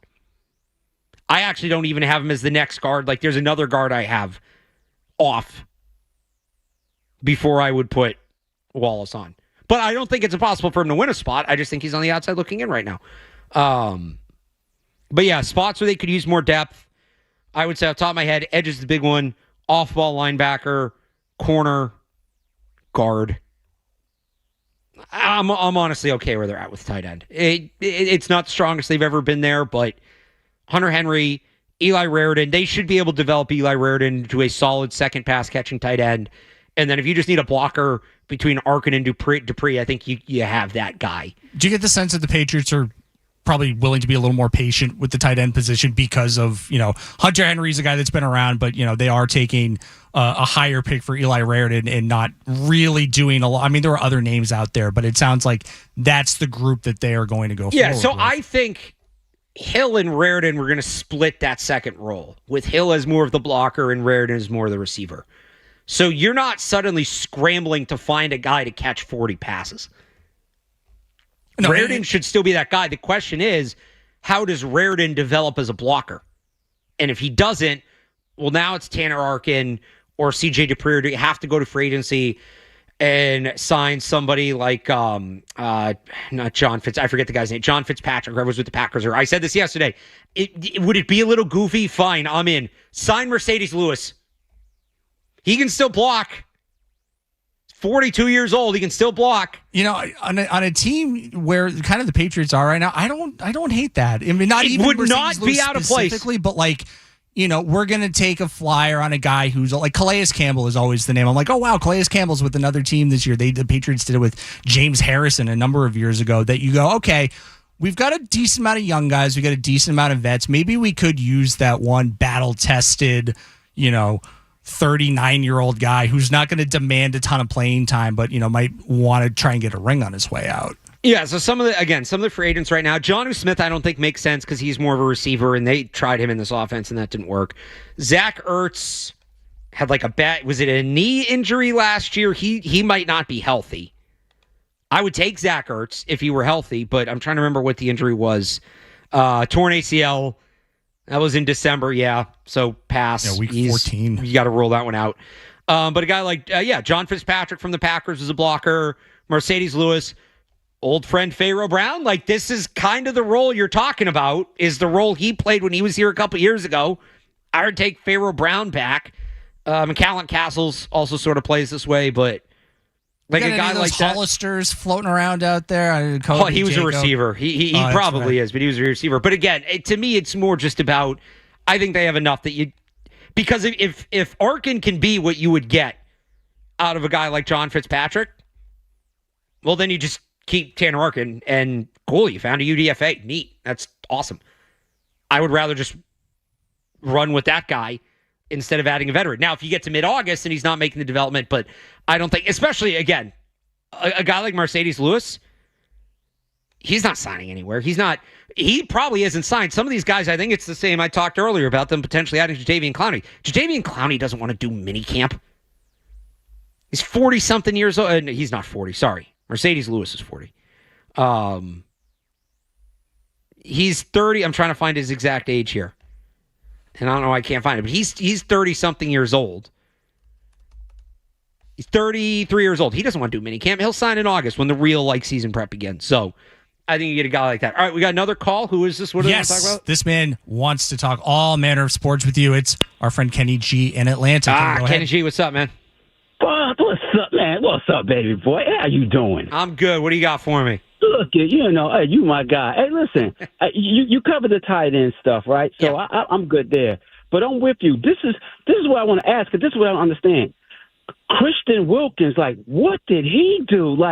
You trying to tell me he can't get back into the NFL? And then for off-ball, how about, what is it, Oracle? Am I saying this right? The Giants, wasn't he leading them tackles? That's where I showed him short at. You covered with the Diggs thing. I get what you're saying because I'm with you. I ain't worried about 4 or 5 years. Yeah. I'm worried about right now. Okay, so Bobby Okereke or Okereke, is that who you're asking about? What the? Yeah, there's some good off-ball linebackers. Okereke, Bobby Wagner's out there. He's a little more intriguing to me of an option. Matt Milano too, but Okereke, sure. Christian Wilkins, seeing how talented he was, the fact no NFL team has signed him. The great Lee Corso has a saying: "Somebody knows something I don't, and I'm going with somebody." Have to, huh? Because I'm like, he was a stud, like. But yeah, I'm with you. Like, what's up with that? Yeah, they're talented enough that they don't need to take. And I don't know it's a risk. I don't know. The fact he isn't signed leads me to believe it would be a risk. They have enough talent at defensive tackle. But I get what you're saying. Hey, listen, I'm gonna hang up and love you, meaning listen, keep doing what you do. Appreciate it, man. Keep calling in. Thanks for calling. Yeah, Christian Wilkins going to keep because he's a local guy. He's going to keep coming up for the Patriots as long as he's available. I just think somebody knows something we don't there. He didn't even visit with anybody last year. Not that I remember. He didn't even, no team had him in to talk to. He was just, he just missed the year. And there's an injury thing there too. It's not the personality thing. He wouldn't get surgery to fix an issue with his foot, and if he wouldn't get it then, why is he going to get it now? So I don't know what's happening there, but yeah, they don't need to take that risk. But yeah, there are some off-ball linebackers. Again, Okereke, Bobby Wagner is an interesting one. Matt Milano's an interesting one. There's a lot of names on this list. Devin White's he must have had an injury or something. But yeah, there's some guys that they could look at there, and we'll get another round of signing once you get in camp again. Some of these veteran players, like a guy, I don't know that Okereke goes to this level, but a guy like Wagner or a guy like Matt Milano, I think for them it's very much, I don't need to do the early days at camp where they're going over fundamentals, and I don't need to be out in that heat and busting my ass for that. I'll show up when they really need me to show up. Stephon Gilmore used to do this. And I think corner is one of the easier positions to do it. But Stephon Gilmore used to do that. And he'd sign in August and he'd go and he'd play corner at a really high level and he'd get away with it because he was just that talented. So I'm not ruling that out either. All right, we're going to take our last break. Last chance to call in, Nerd Out on the Pat, 617-779-0985. We'll wrap it up after this. Boston's home for sports, 98.5.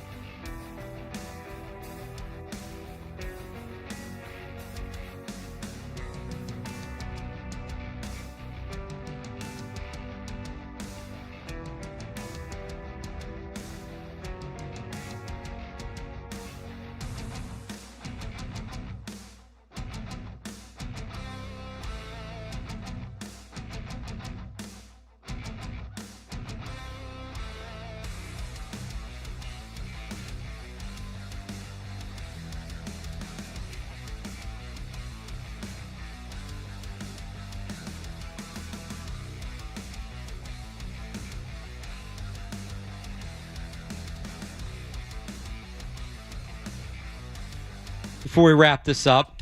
A little Sunday kickoff feels. We're missing Cerrone. I was on with Cerrone yesterday. I got a full Sunday kickoff between the 2 days. It was me and Cerrone yesterday.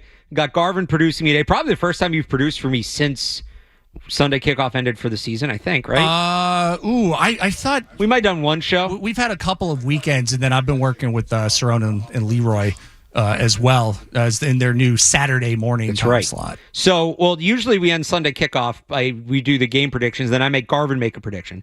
So, Garvin, you told me you actually have some Patriots-related predictions? Yeah, on Over Under yesterday, Brandon Glasheen and I talked about some of the A.J. Brown and Drake May player props. So we've got a couple of minutes here, so I'm going to give you these and get your sense on how accurate these are. Your first one, A.J. Brown receiving yards. For 2026, the market currently has it at 1,100.5 yards. Barth. Over that's like under. right where he's going to be. It's a good number. I think he paces for that. I wonder if he plays the full 17 games. Like, if he plays 15 games, does he come up just short? I've said, that's exactly where I've put him as 1,100. I'm going to go, just under. I think he comes in just under that.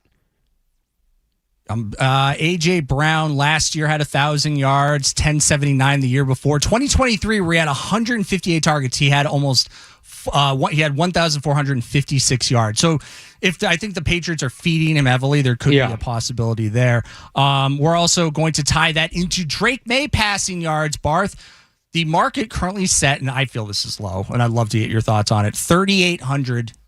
That's it? That's what I said. And you sure that number's updated after they made the A.J. Brown trade? So I think that the books have kind of been expecting that A.J. Brown was going to be a Patriot sooner than later. So I believe a lot of this stuff was already cooked in ahead of time. Hit 4,400 last year. Yeah, I'm going over on that. That's what I said. Unless he gets hurt, there's no reason for him not to have 4,000 yards. No, I agree. Let's see. Maybe the books just see a running quarterback and think, okay, so this is one. All right, so give me one more. Yeah, I'll give you one more. A.J. Brown touchdown. Nope, I don't. No, I don't have that here. Drake May passing touchdowns for 2026. The over under Barth 26.5. See, that's tricky because how many times are you going to run it in on the 1 yard line? Josh McDaniels likes to run the ball on the goal line. They should be better at that this year. 26.5 is kind of low. I'll go over on that, but I feel better about the over on the yards. Well, so I'll just squeeze one tiny one in here. This is one. Do they have total touchdowns? No, but this is so you just mentioned the goal line stuff, and this is one I'm seriously considering betting. The over under on Drake May rushing touchdowns is 3.5. Plus money is on the over. Really? Yes. He had 4 last year, Barth. And that's why I'm like, ooh. Remember, they were hesitant to run him last year, the design runs, but I still think he'll find his way into the end zone on scrambles and stuff. I would go over on that. Good stuff, Garvin. Good stuff. Thanks to you. Great job producing, Matt McCarthy. I hope you enjoyed that nerding out. This is your fault. You were to leave early. You put this on the people. But I hope you enjoy your family event later. Everybody for tuning in, thanks so much. I will be back on tomorrow night. We have Sports Hub Golf Tournament tomorrow. You'll get me, not right off the course, but 4 hours. Myself with Skaz in for Joe. So I will talk to everybody then. Check out 985thesportshub.com as well. Here comes Mark Dendero on the Sports Hub. Enjoy the rest of your weekend, everybody.